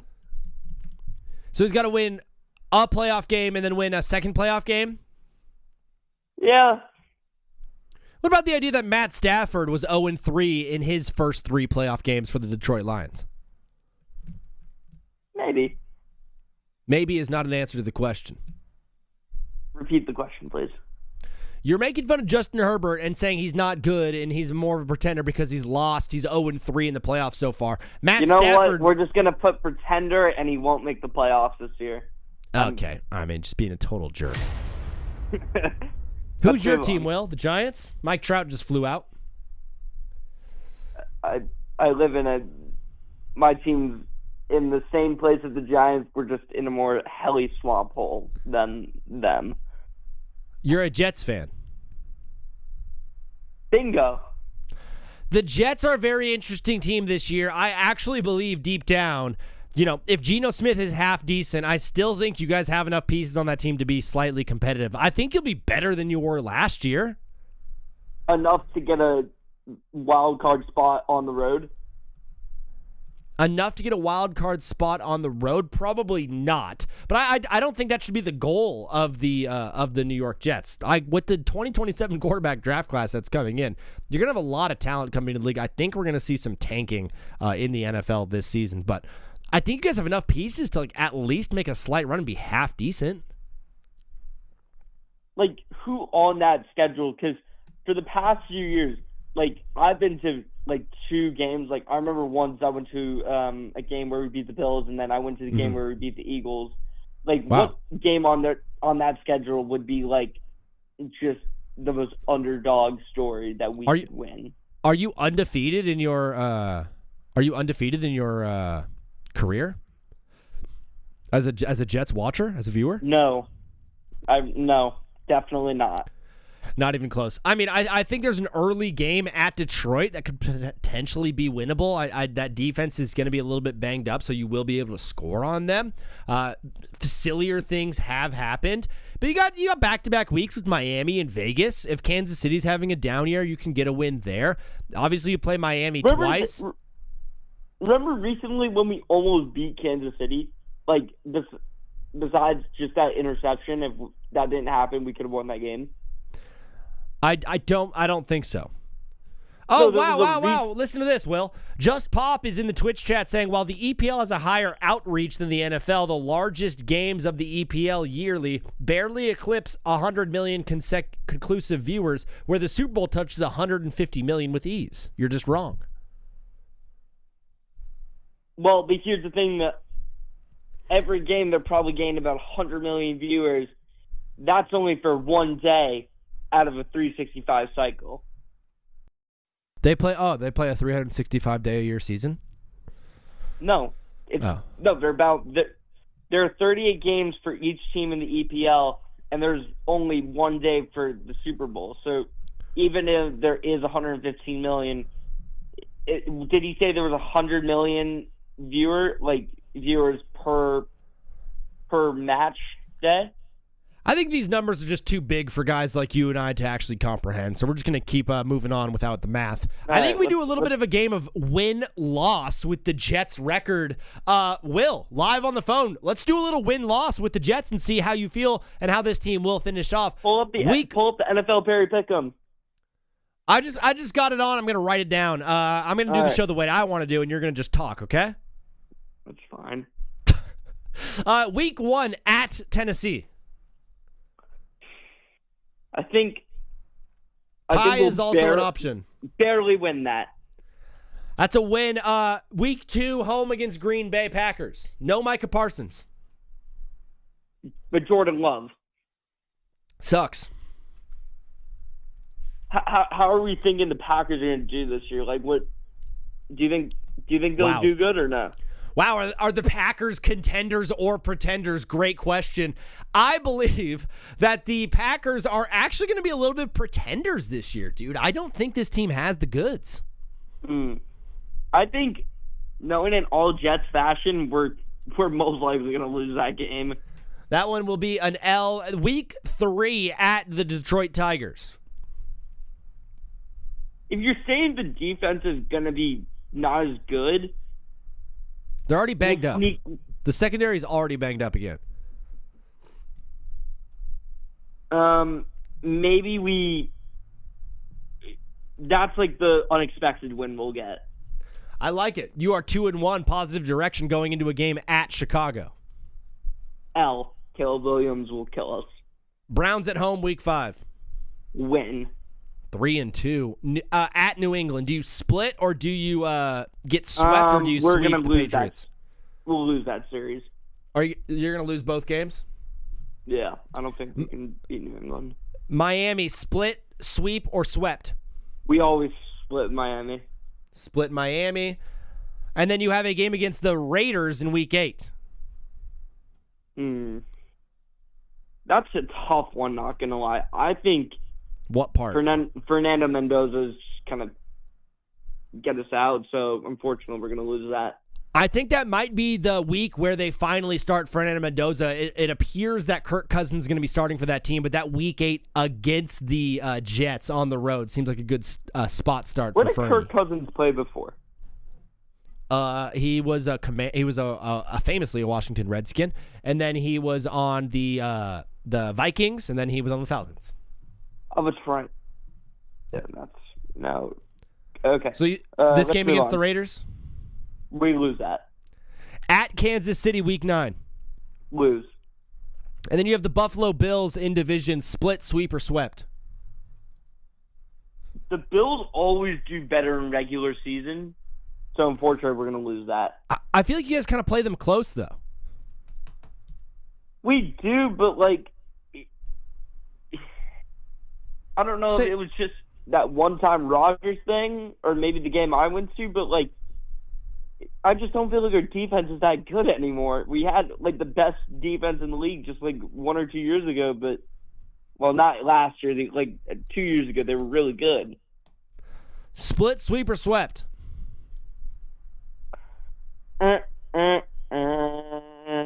What is your gut telling you? L. Double L? Yeah. Week 11 at the Los Angeles Chargers. That can really go. I feel like that can go anyway. I feel like we can always put it close with them. No, that's you're only stupid. saying that because you're biased and you're with you're a Chargers fan. Well, it's just a dumb idea. I mean, the Chargers are a superior football team on all facets. Tie is an option. Whatever. We'll give it to you. Another L. And then you have a game against the Denver Broncos Sunday, December 13th, week 14. Simply an L. Simple L. And then you have at Arizona, week 15. W. You are now 5-11 going into your last game against Minnesota at home. Okay, can I ask a question that's going to help me answer? It's going to be Kyler Murray. Are they resting starters? Minnesota? No, they're not going to be a playoff team.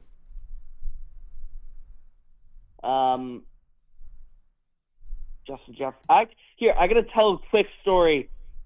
It's going to sound really interesting about Justin Jefferson. I have a really good story.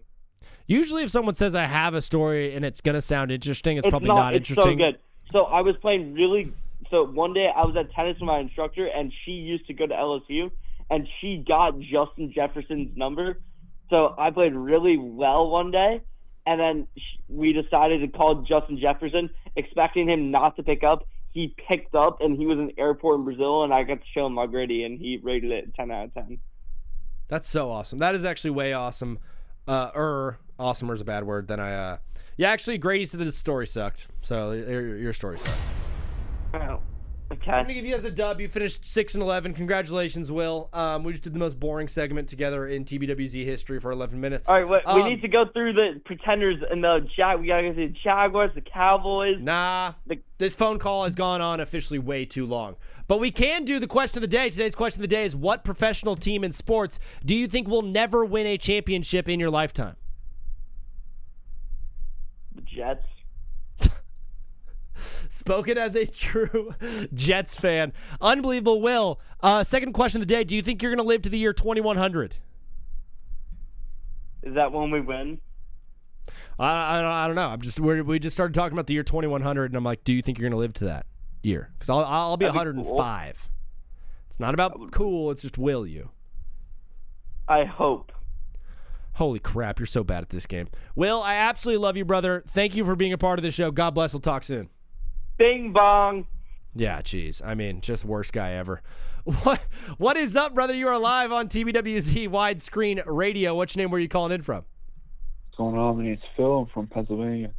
Phil from PA, you are calling in on today's show. We're playing a little bit of NFL Pretenders or Contenders. Was there a team in particular you wanted to focus in on? So I want to talk about the Yankees a little bit. Let's talk baseball. Talking about the Yankees, they didn't make a ton of moves at the deadline. They did get Luis Garcia Jr.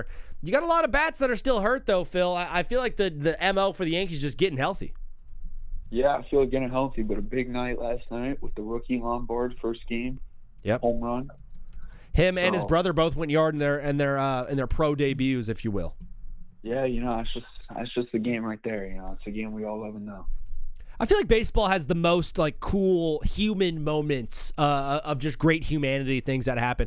Baseball is just the perfect sport for great things to happen, and mom and dad to be in the stands watching your kid hit a home run. Nothing better, huh?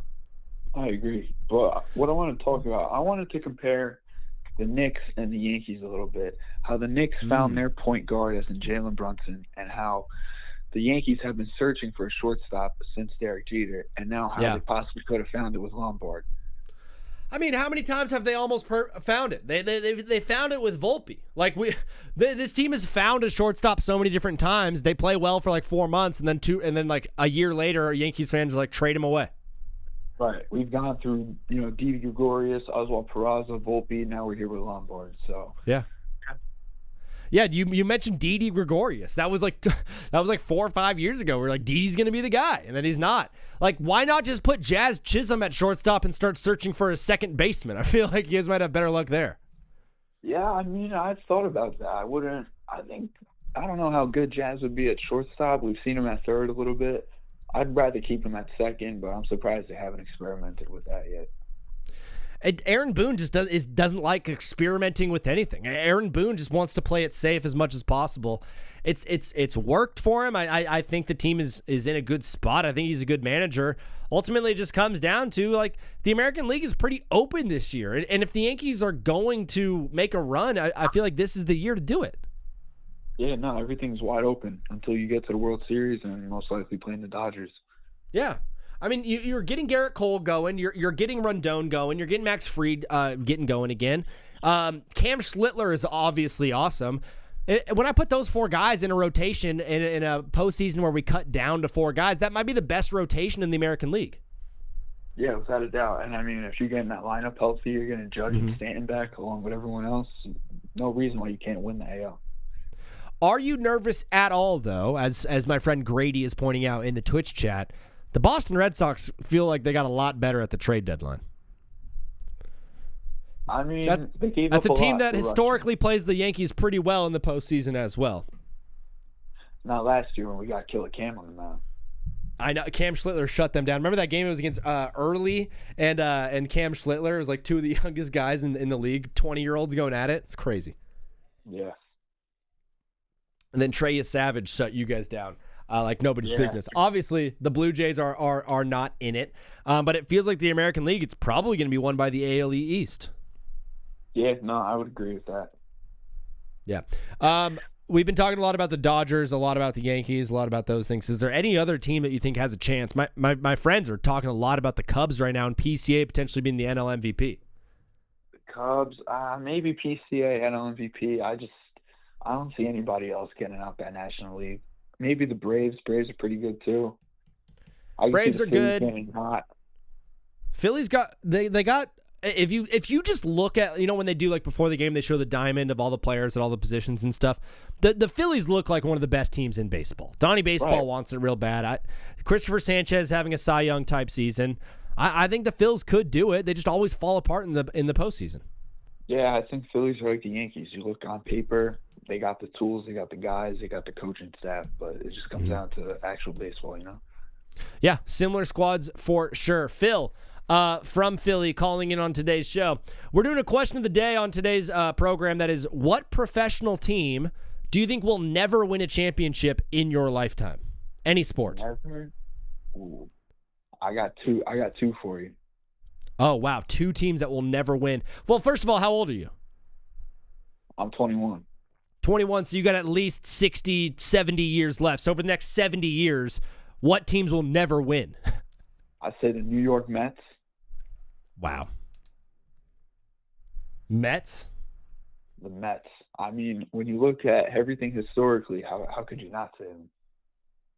I mean, historically, they have won a championship in the 80s. I mean, they ain't done nothing since. We're going back 40-something years. It's true. It's a good take. I mean, if you were born in 87 and you died today, you've never seen a Mets championship in your lifetime. You said you had 2 teams? My second one, the Brooklyn Nets. That's actually a great take. I think there's a better chance of the Nets just not being an organization in my lifetime than them ever winning a championship. Maybe if they go back to Jersey, I don't know. I mean, can we just make it the ETS trilogy and just do the Mets, Jets, Nets? That'll be something. Maybe in 100 years. So of the ETS teams, of the ETS, you think I'm kind of making I'm kind of figuring out and piecing this together, but you said the Mets will never win one, the Nets will never win one. So you have the Jets as potentially the best option for the ETS teams in New York. I think so, yeah. I mean, they're a little better than the Mets and Nets, just all around, in my opinion. Yeah. Phil, it's great stuff, brother. God bless. Thanks for calling in. We'll talk soon. Appreciate it. Peace. This is the worst sports media show in America, probably. It's either number 0 or number 1, depending on how you look at things. The funny thing is, I sent my highlight tape out to a bunch of people I know that might be able to help me in the industry a little bit, and it's like, I love the idea of like some prominent producer or talent evaluator, like, oh yeah, I'll tune in, I'll check it out, let me see what this guy's got, and seeing us having a conversation about the Mets, Jets, and Nets, who's worse. It's like crazy. Oh, what's he doing? He's playing Contender or Pretender. Oh, cool. I just don't get how, I don't know. Do I want to just start yelling at the camera right now? I have 0 viewers on TikTok. No viewers on TikTok. I got my Twitch stream going strong. I got my homies hanging out big time there. I got all the friends jumping in. Durbin is going to win it after the first inning grand slam last night. Grady, just Boston sports right now are in a very good moment. They're in a very good groove, okay? The only question is going to be the Celtics, but I think Brad Stevens, I think Missoula, I think they're always going to be able to put a squad together over there for the Celtics. Sugo said nobody knows who PCA is. Ohtani will win 10 straight NL MVPs. I'm here too. NATO is lurking. Yeah, the Twitch chat is you guys have been great today. Absolutely awesome. We're going to continue to have great shows, I believe, as football season gets closer and closer. I really, really do think the numbers are going to go up and up as we keep going and as we keep progressing. Costco or BJ's. I've never been to BJ's before. Costco all the way. I've not been to Costco in probably 8 years, though. I have no idea what it looks like in there. I don't even want to jump in. Wow, 8 years ago, probably longer than that. I think the last time I went to Costco I was like 22. Yeah, it's probably like 8 years ago, I guess. Something like that. Talking Costco. Can you still buy jacuzzis at Costco? Oh, what's up? Dude, have you guys seen these infinity pools where you can like sit in the pool? It's like a jacuzzi, basically. It's an above ground pool that blows a jet so hard right in your gourd that you can like swim against it and you're like swimming in a pool. Hey, ultimate dork activity is an infinity pool. If you're actually like, hey, I'm going to go swim some laps in an infinity pool, and it's a treadmill it's a water treadmill basically. You're just pushing against a current. Here I go. Keep on swimming. I'm Dory. I'm Finding Nemo. Infinity pool, swimming in an infinity pool as a workout is like a number 1 dork activity. I'm not trying to do many dork activities. Costco all the way. You're mixing up the things. Costco is up there with TD Garden. You're being very confusing right now. TD Garden is an arena where they play sports. Costco is a place where you buy goods. An infinity pool is a pool with an edge that seems like it goes on forever and has a view. What is the thing that I'm thinking of? What's the pool with the water jets blowing back in your face so you can just swim in place for 20 minutes and pretend like you were actually swimming? They're always exactly like 6 feet. So if you're a 6'2" man, you're just breaking your toes on the edge of that fiberglass siding. What is the pool thing with the jet blowing into your face? That's whatever it is. It's stupid. Don't do that. You might as well just sit there and soak. Above ground pools in general are just not for me. If someone's like, hey, want to come over and go, dude, the worst thing that could ever happen. If someone is like, hey, do you want to come over and go swimming? And be like, oh, dude, you have a pool? He's like, yeah. And you show up and it's an above ground pool. I am leaving immediately and I'm blocking your number. I'm leaving immediately and I'm blocking your number. An above ground pool is not an actual pool. It's not. A pool is a pool. Pools go in the ground. An above ground pool is just a glorified bath. Oh, you got to fill it up with a hose? That's not how it works. How do you fill up regular pools? That's so much water. Having water talk on TBWZ. Steelers are done. Tomlin is first ballot Hall of Famer. Big Mike is first played at dinner. Handsome reptilian, unbelievable stuff. What an amazing addition to TBWZ widescreen radio. What is the pool thing where it's like a water jet blowing into your face and then you swim against it? Most of the pools in my whereabouts are on the roofs. NATO, that's absolutely crazy. Where are you? I forget where you are. I know you're not in America. He's gonna be like, oh, I'm in Waterloo, Indiana. Like, oh, okay, never mind. Completely wrong. We are going to continue with our contenders or pretenders. Thank you, bro. Check out my PFP. It's a professional headshot. That's awesome, bro. Congratulations. Handsome reptilian. Spent money on his profile picture. There are legit people that actually go out and hire photographers to take their profile picture, and it's like the circle is like this big and like no one ever can see it.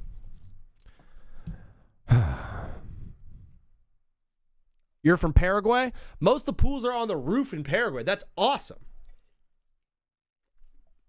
That's unbelievable stuff.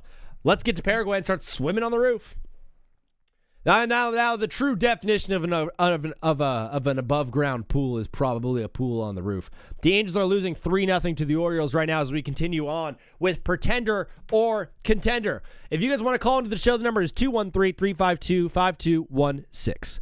What is up, brother? You are live on TBWZ widescreen radio. What's your name? Where are you calling in from? What's up, Zach? It's Grady.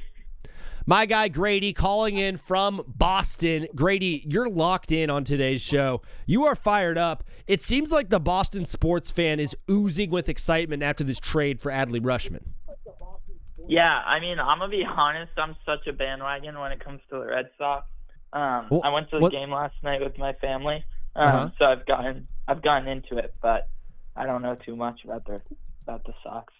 I have been to many, many games at Fenway Park. I used to live in Brookline, so I loved walking over and having a good time in Fenway. There's not a bad view, but the best is when you're kind of like over there on the left side of the stadium. You can see the Prudential Center in the background. Oh, man, dude. What a view, huh? Yeah, great view. We were behind home plate. It's a great shot, bro. Kind of centered. Yeah. When you walk in there and you see the grass and you see the field and then you see the green monster, there's a chill that goes down your spine. And even if you don't love baseball, you're like, whatever this is, I love this. Yeah, the grass was actually kind of messed up though because Zach Brown Band performed the other night. Dude, did he have his toes in the water and his butt in the sand? Zach Brown Band is ruining the field at Fenway. What an absolute joke! What a fraud. Yeah. What a been chicken fried. Cold beer on Friday night. You're calling in on today's show. We're playing a game of contender or pretender. Obviously, you want to talk about your Patriots, so I will give you 1 minute just to tell me about how much of a contender the New England Patriots are. Dude, we're gonna be that team again. We're gonna win the AFC East. We're gonna I think we're going 12-5 realistically. I think the addition with AJ Brown, the chemistry that he's already had with Rabel is only going to add to the offense. All the rumors about him and ruining team chemistry and all that nonsense, I don't buy it. I think we've only gotten better. I mean, we're about to extend Gonzo. I think we're holding out because of Sertan or whatever, PS2. Sorry, just blowing my nose. Keep going. No, you're good. So I honestly just think Drake May's getting a year more of experience under his belt. Our O-line can hopefully be better with Will Campbell having another year, and I think we're going to run the East. Time! All right, that is all the Patriot conversation that we could have on today's show. A lot of people are going to be talking about the fact that your coach was cheating on his wife the entire offseason with a reporter, potentially a distraction in the locker room. But as all great Boston men would say, that's no distraction. That's just a Wednesday. Exactly. Yeah. You are obviously one of the smartest guys in the universe. If you're watching this show, you are locked in on ball. I have gotten a lot of mixed emotions about this Kansas City Chiefs team. So please, Grady, put down the hammer, bang the gavel, brother. Are the Kansas City Chiefs contenders or pretenders? If I had to choose one, I'm giving them contenders. I'm a big Mahomes guy, not in terms of a fan, but in terms of just respecting how good he is. So I'll give him the benefit of the doubt. You watched Tom Brady play football for many years, and you're a man who knows greatness, and you see greatness in Pat Mahomes. What about the fact that he doesn't take care of his body? He looks fat. Yeah, I mean, there's definitely that, but I'm willing to look past it. I will say, back to Tom Brady for a quick second, I am so glad that he beat Mahomes in the playoffs in the Super Bowl, just to go out on top, not have to have this GOAT debate in a few years when Mahomes does his thing. But he beat them in the Super Bowl as a Buccaneer. I don't even care. I mean, it's Tom Brady. He beat him. So, and that 2018 AFC for the AFC, that was awesome. Yeah, that was a good game. I think I would point to that one if I was a Patriots fan. But personally, for me, I will never root for anybody on any other team aside from my team. And so if I was a Patriot fan, I probably wouldn't root for Tom Brady as a Buccaneer. That's just me. I'm a hardcore fan, though. Yeah, I mean, that's a take of all time for sure. Yeah, the best take of all time, according to Grady on TBWZ wide stream radio. No, not best. That's just a take of all time. Oh, wow. I mean, officially, we have a take of all time. I think we should do an award at the end of TBWZ, and we do the Oreo Awards. We should just do take of all time, and it's just someone's take. Well, yeah, I mean, I just had to throw a flag there because I'm a big Brady guy. He brought us everything. So. Speaking of throwing flags, do you think you'd be a good referee? No, I refed Little League hockey, and I was horrible.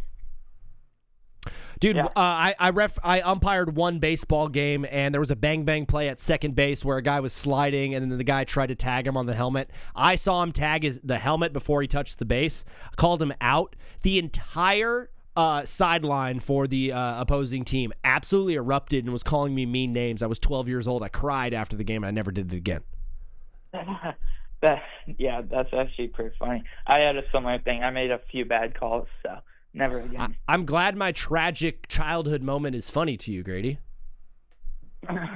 Yeah, it is. Yeah.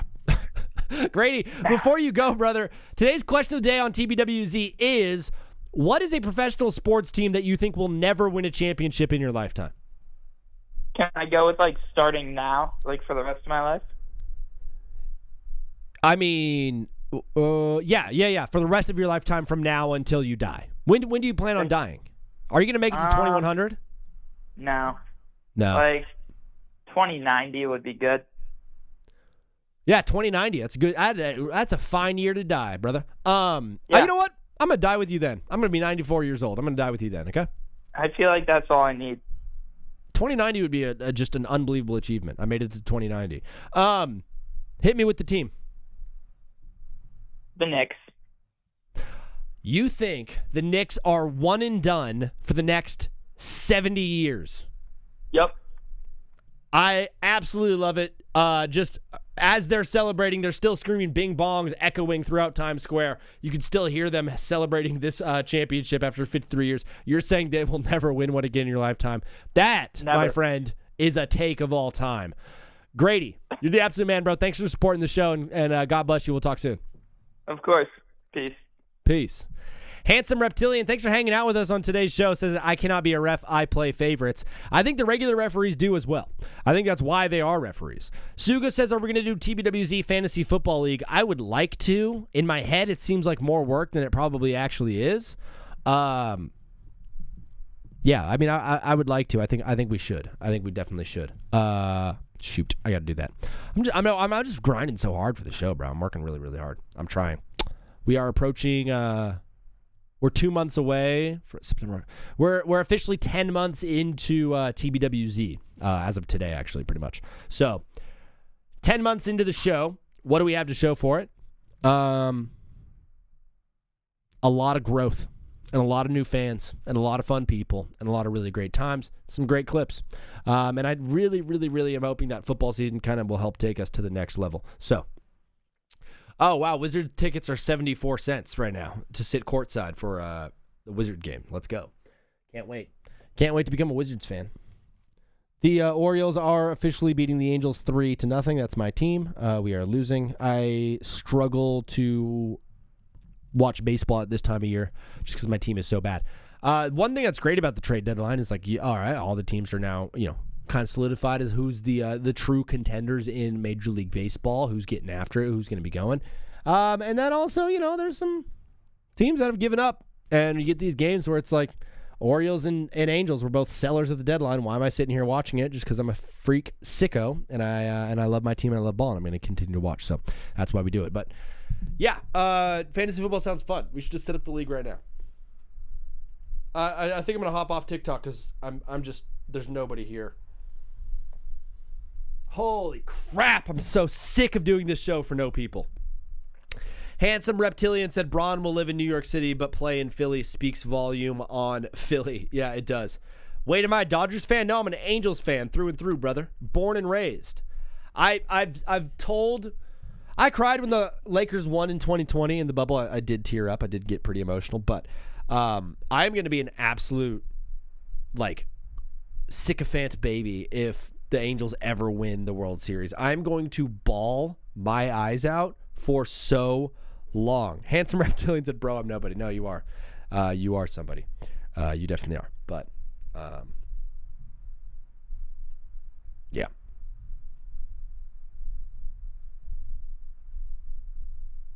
I'm going to cry like a baby. Handsome, have you followed the show yet? If you have not followed, please hit the follow button because we're live Monday, Wednesday, Friday, 3 p.m. to around 6 p.m. Pacific time. Thank you for the follow, bro. So now you'll be notified when I go live and I do my thing. Oh, bro, Sugo, that's so awesome, dude. Later on, when you guys keep getting rolling, you should call in with some updates on your football team, so we can get some follow up on that.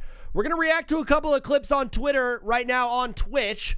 So I'm gonna hop off of TikTok live because it doesn't make any sense right now. So if you want to keep watching the show, Rep, we're gonna be live on Twitch and YouTube for the remainder of today's program. So peace out, God bless, love you guys on TikTok. Bye bye. Wow, what a horrible, horrible, horrible, awful, dumb, stupid show. What am I doing? Honestly, for real. Sitting here in a hot room, spewing nonsense, contendula, trying so hard to get viewers and get engagement. Here I am thinking that this graphic, that this idea that I had, that this stupid rhyme was going to, people are going to stop and, contender, I don't want to watch that.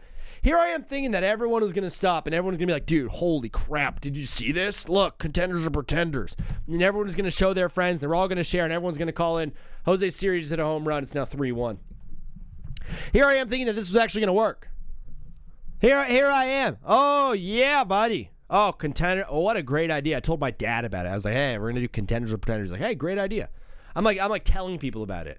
Hey, I hit my group chat up. Yo, dude, Contenders and Pretenders on TBWZ, bro. Everyone's like, whoa, that sounds sick. Guess what? Nobody gave a crap. Nobody cared.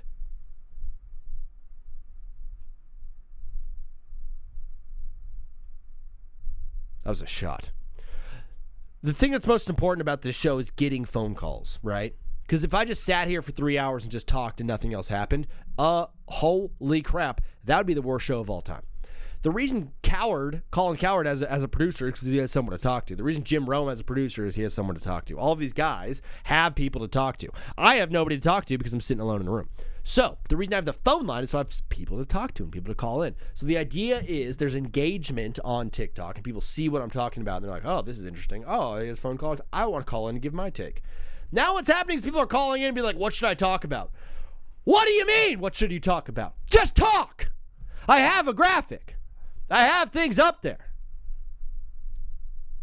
I might have to do some TikTok live battles.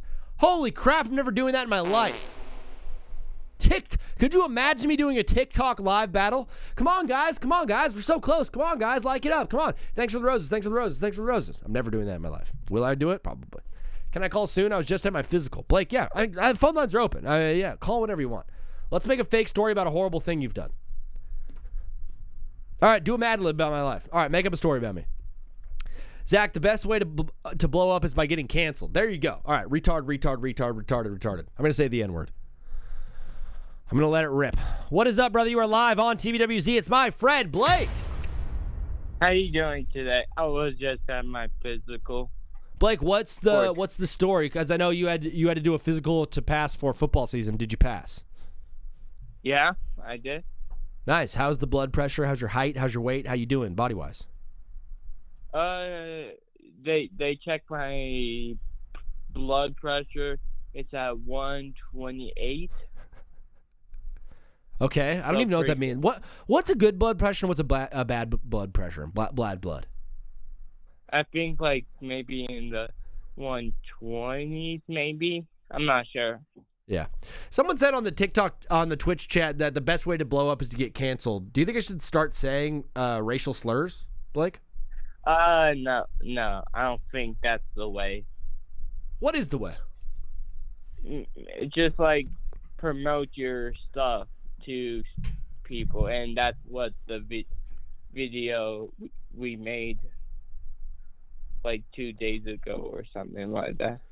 Yeah, so we made the highlight tape and we've sent it out to a bunch of people. Hopefully we get some new people coming into the show and seeing it and maybe believing like you do. I think we're going to grind real hard and get into football season, have a great time doing so, and we'll get some great engagement. Speaking of, Blake, have you signed up for fantasy football yet? Not yet. My league is, I don't know. No, we're not starting yet. Should we do a TBWZ league? Yes. Yeah, I think we should do a TBWZ league. The question is, how many teams do we have in the league? Because I know we have at least 20 people that would want to play. Maybe like 20 teams. 20 teams? I'm not sure. Everyone's team would be so bad if we did 20 teams. That'd be hilarious. I think we'd have to do multiple divisions. Yeah, multiple, like different. I'm not sure. I think maybe on Friday we could set up the league. So we'll do a fantasy football league setup, and we see everyone who wants to sign up just tune in on that day and throw your hat in the ring. What we'll do is we'll create divisions. So there'll be Division 1, TBWZ Division 1, TBWZ Division 2, Division 3, whatever, so on and so forth. As the year finishes, we'll have relegation. So the bottom 4 teams in Division 1 move down to 2, and the top 4 teams in Division 2 move up to Division 1. So then throughout over the years, you can go up and down and up and swing and around. You know what I mean? Yeah, sort of. Sort of. Yeah, it's confusing. Whoever wins like the league, like the entire thing, right, should get Beanie Bucks or some real money, maybe. I think Beanie Bucks is a great idea. I think we send out some Beanie Bucks to whoever wins the league, and maybe what if we did like 500 Beanie Bucks? Yeah, that would be good. 500 Beanie Bucks would be absolutely awesome. And you could like use it to like mute you for like a couple minutes. To mute me? Or yeah, if they want to. Yeah, I think Beanie Bucks should be redeemable just to sabotage the show in any way possible. So like free karaoke's for a week and stuff like that. Yeah, definitely. Blake, are you back in Arizona? No, I live. You're still in... Though. I thought you lived in Arizona. I live in Colorado. I thought you lived in Arizona. No, I live in Colorado. What? I thought you lived in Arizona. No, that was for only a school year. All right, now you're back in Colorado. You are put in place. What you're going to school? You're going to high school, right? Yeah. Are you super excited to go to high school, bro? Nervous but excited. Nervous but excited is a great way to put it. That's exactly how I was before my first day of school. Did you go back to school shopping? Not yet. Are you a roller backpack kind of guy? Are you just a carry your books guy? Are you a satchel guy? What kind of backpack you rocking? Just regular. Isn't it annoying when it's super hot and you get those like sweaty backpack straps on the front of your shirt? I don't know what, or like when you sweat on your front. Yeah, when you front sweat. I guess so. Sometimes. What's your school mascot? A Ram. Colorado Rams. That's going to be pretty cool. Blake, you're going to be playing football, right? So you passed your physical, and so now you can join the team? Yeah, or I have to submit the. I have to register for football. So got to get registered, got to get in there, and got to get knocking and hitting people hard. I absolutely love it. Blake, did you have any takes from around the world of sports or questions? What's your favorite football team? Los Angeles or Chargers? You're not a Ram person? I'm a Chargers fan through and through till the day I die, brother. How about Rams? Los Angeles Rams. How about them, dude? They seem like sorry, Nato said front wet lines is hilarious, dude. The Rams look very good. Aaron Donald seems to be coming back. Do you think you will ever support the Rams? No. I'm pretty nasty when it comes to support of the Rams. I was living in Los Angeles basically when the Rams came over from St. Louis, and I saw a bunch of these random people that were, just normal people, and they all started putting on LA Rams hats, and I'm like, oh, you're a Rams fan? Like, well, yeah, now that they're in LA. Well, that is just so backwards and so wrong. I hate the idea of them just becoming fans because they just came to their city. It's like, you should have been a fan of them before, or did you not have another team, and now you're rooting for a different team? It just feels soft. I admit, I like the Rams only because of player Puka. That's all. You're a big fan of Puka Nacua? At the end of the day, right, I want the Broncos to win. But, if they lose, right, I want the Rams. You know what I mean? I know you. Wait, what's going on with my mic? Does my mic sound weird? No. Sounds fine on the phone, but I'm not sure about on Twitch. It just seems like there's a lot of noise coming in on the floor, which is a dumb term. But, I like the idea of, you like certain players around the league. Like, there's dudes that I like. Every time I have a fantasy football team, I love and fall in love with all the guys that I have on my squad. And I watch them play, and I want to be successful. But, I don't know. The Rams are I'm the other LA team. All of my teams are just the other team, except for the Lakers. I'm an Angels fan. And it's like the Dodgers are the big boy. I'm a Chargers fan. The Rams are the big boy. I'm an underdog guy. The Los Angeles Chargers, whenever they played against my team, they one of the games before the playoffs or something like that. When we beat them, right, it was 3-10 or 20 or something like that. 3-10 or 20. They were salty because they lost to us. Me? I don't know. I didn't like that they were say fuck the Broncos. My bad. But sorry, I didn't mean to. But I've never heard you cuss. I didn't know you had it in you. I do. I don't like to curse much, but sometimes I do. I was just trying. I know we don't curse on the show, but I was just letting you know what they were saying. Yeah, there's some really bad fans on every team. I think there's some wild Chargers fans that say some nasty things about the Broncos. Listen, I'm not a Broncos fan. I don't like you guys, but I'm always going to be respectful and nice and kind because that's kind of what sports are about. Blake, I had a fun question of the day on today's show, and I think you might have a good answer for us. What team in professional sports do you think will never win a championship in your lifetime? New York Jets. The Jets officially are the first team with 2 votes. Do you think the Jets will never win in your lifetime? How long do you plan on living? Hopefully till 100. Whoa! You think you're gonna be? When were you born? 2012? No, 11. You were born in 2011, so you'd be 89 in the year 2100. So you think you'll live to 2111? Yeah, possibility. I'm not sure. Let's shoot for the stars. 2111. 2111. I don't think they will ever be good at all. I don't think so. The Jets, yeah, it's impossible for them to ever be good. Blake, yeah, go on. Because I don't know, just like them getting rid of their run. Wait, did they get rid of their running back, or I thought they did? No, Breece Hall is still there. Oh, okay. The only weapon they have is Breece Hall. You know what I mean? They gave away I think could still develop and be a good quarterback, at least. You know what I mean? Geno Smith is going to be playing quarterback for them this year, it seems like, Blake.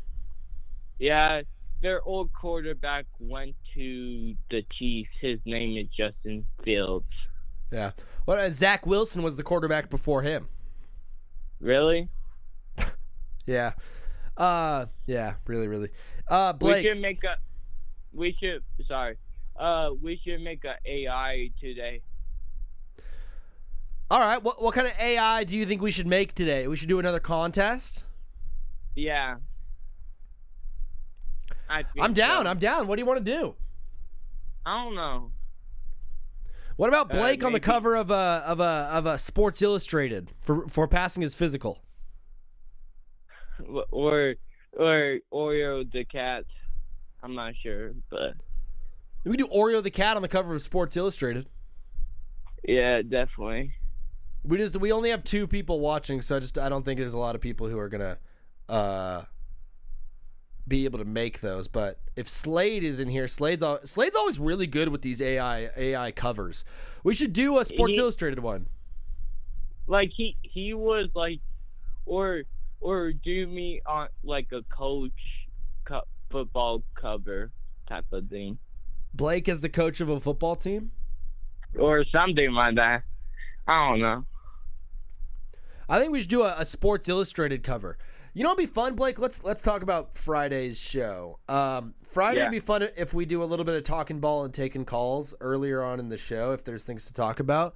I think it also might be fun if we set up the fantasy football league that day. So 2 birds, 1 stone kind of thing. Yeah, definitely. And then do an AI contest on Friday. That'd be fun.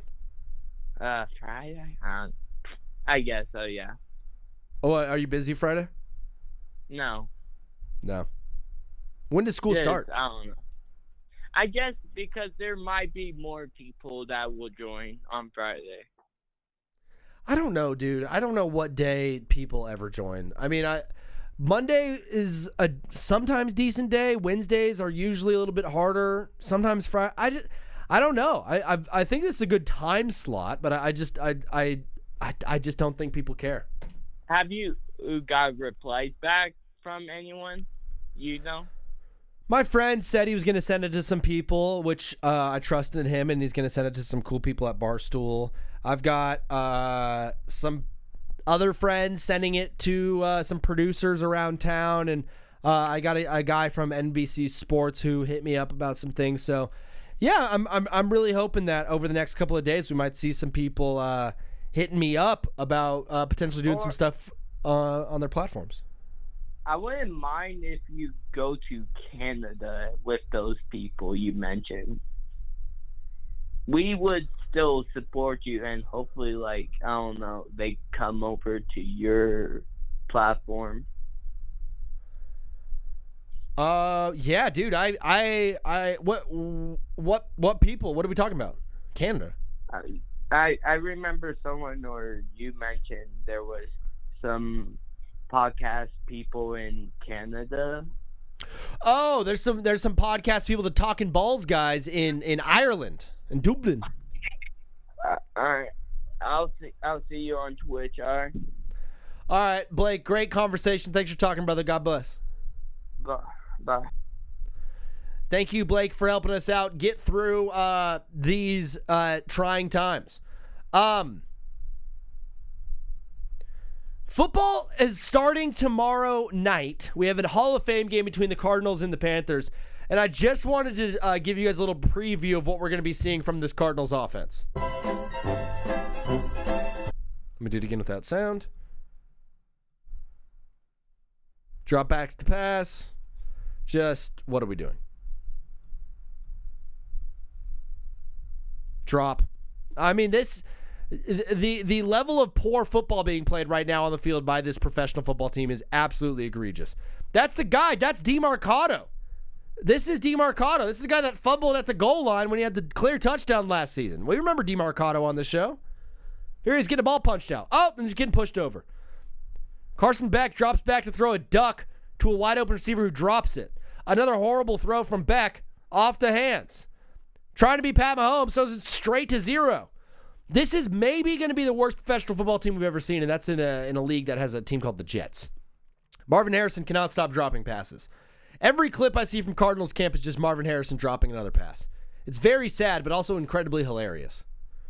This dude was thought of as like the next great wide receiver. We were already talking about him being a Hall of Famer. It's just no effort right there. Just can't even catch. Just off the hands. And now he's frustrated and mad. Go back to the beginning of this clip. How do you get sacked right here? First of all, you're not supposed to hit the quarterback.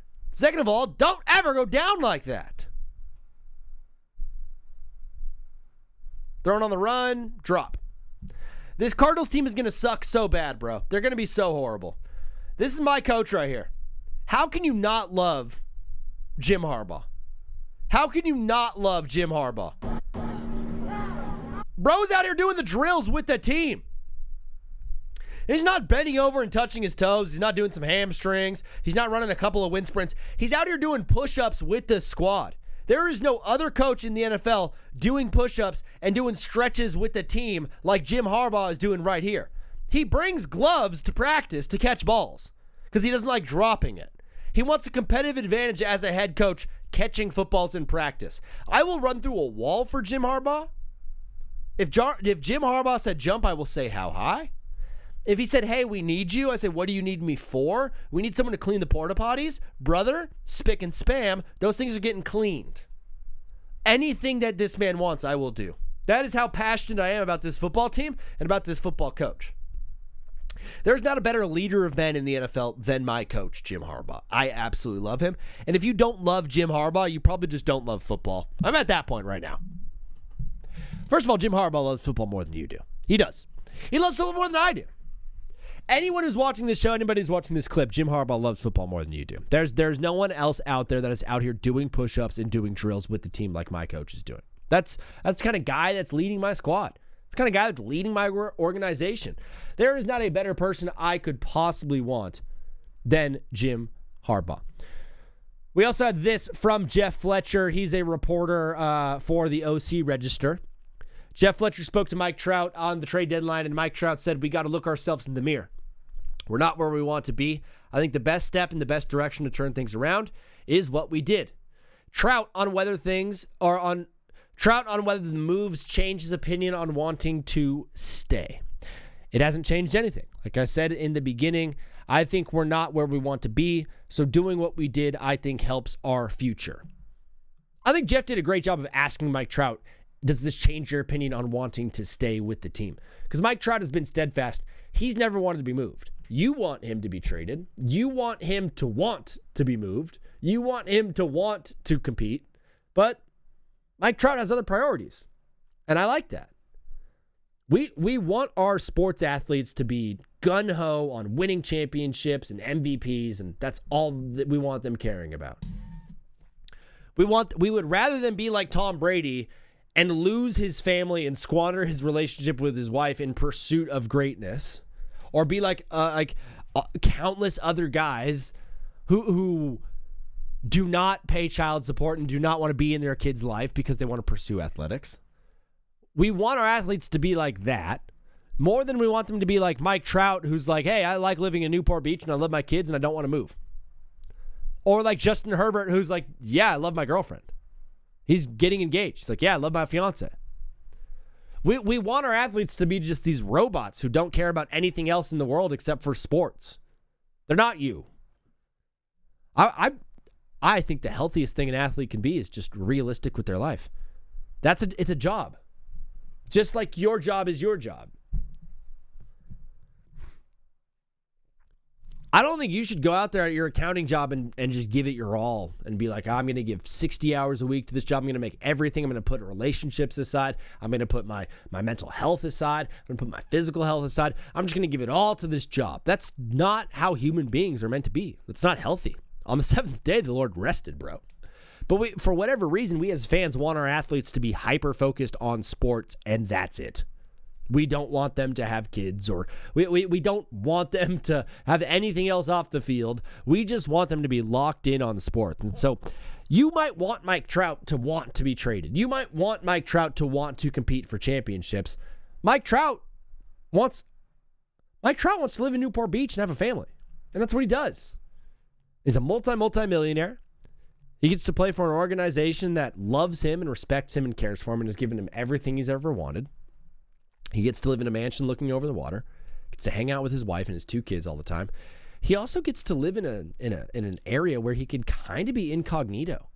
Mike Trout can walk around a grocery store here in Southern California, and some people will know who he is. Not everybody. Bryce Harper can't walk around in a grocery store in Philly because they know who he is. Mike Trout can go to a Costco at the Irvine district. Mike Trout can go to the Costco at the district and just be completely fine. No one will know who he is. I love Mike Trout. I love him. Do I wish he was more competitive? Sure. But am I happy that he has balance in his life? Yeah. I think Mike Trout could be a great role model for a lot of athletes who are too hyper fixated on their sport. There's a clip. Let's scroll Twitter. Have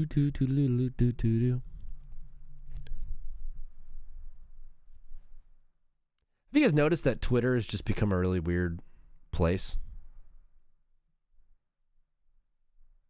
No? Very good outlook. W take. Thank you, George. It's also like the most liberal soft take in the whole universe.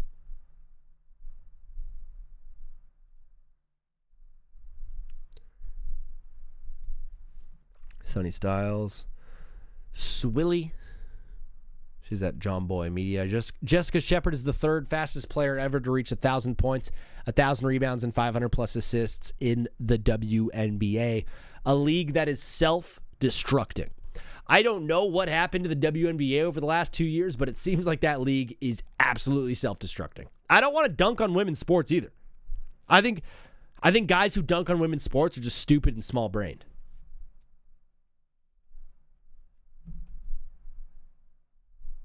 But the WNBA is absolutely ruining itself. I think there's just a clear lack of embrace for Caitlin Clark, which is the only reason a lot of us were ever watching the W. I never watched any of the UConn championships when they won it every year with Sue Bird or Diggins or whoever it was. I wasn't watching women's college basketball. At the end of the year, I just get a notification on my phone that, oh, the UConn won again. Caitlin Clark starts shooting from the logo, and I'm like, all right, I'm interested. And I think a lot of us watched that LSU-Iowa national championship from a couple of years ago with Angel Reese and Caitlin Clark because there were storylines, and there were players that we cared about. And the game was good. The actual game of basketball was good. People were making shots. People were playing hard defense. The one thing I've always liked about the W is it seems like they let the girls play. Now, maybe they're playing a little too much. But something happened since Caitlin Clark has joined the W. It seems like 99% of the league absolutely hates her guts. I don't know what she did to warrant that. Maybe she says horrible, nasty, racist things on the court and we don't know. Maybe she's the biggest trash talker in the universe and says absolutely awful things and then gets elbowed in the face, and we, the people, are just like, hey, that's not cool. That's not nice. She elbowed Caitlin Clark for no reason. Maybe Caitlin Clark is a total jerk. I know she could shoot. I know she could hoop. I know she can play good basketball. It feels like the WNBA got a gift in Caitlin Clark. For the first time in its history, the majority of America was kind of interested in what you were doing. It's always had its fans. It's always had its teams. It's always had its people that care about the league, right? I'm not discrediting the league itself. It's been around for 20 years for a reason because there's enough people that care about it. But you had a huge boost in people caring about your league when Caitlin Clark jumped in.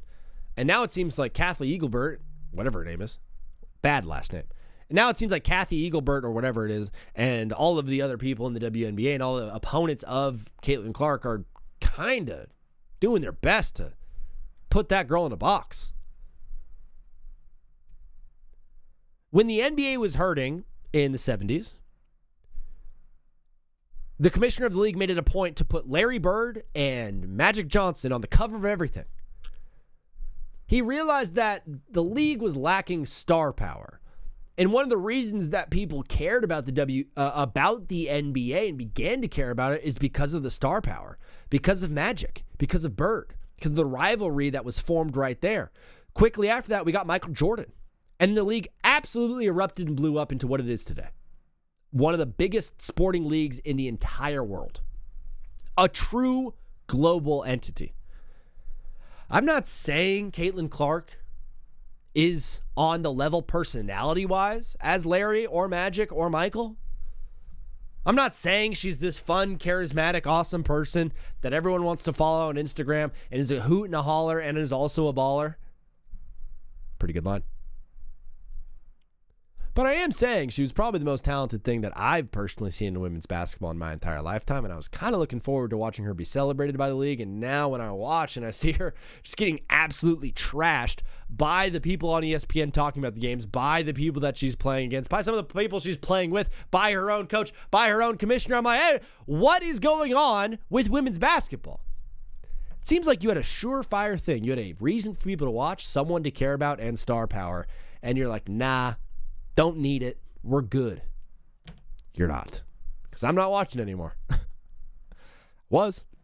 Women want attention and she got the most, so they hate her. I mean, George, it's not a bad take. It's a sexist take, but it's not a... Sexism can be right. Racism can be right, too. There's got to be a way... I can't steal Tim Dillon's bit. Have you heard the Tim Dillon bit? When he says, like, there's got to be a non-racist way to tell people Wait. Let's just find it.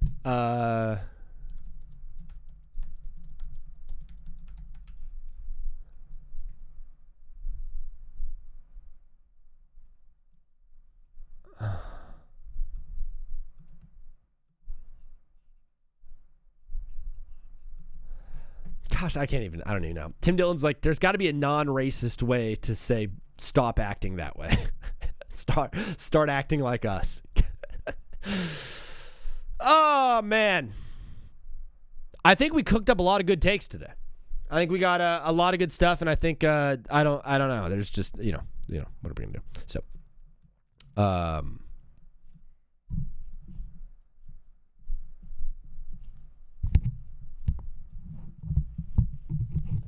I think Friday we are going to do the Fantasy Football League maybe, if we don't have anything else to talk about. But, yeah, that's the show.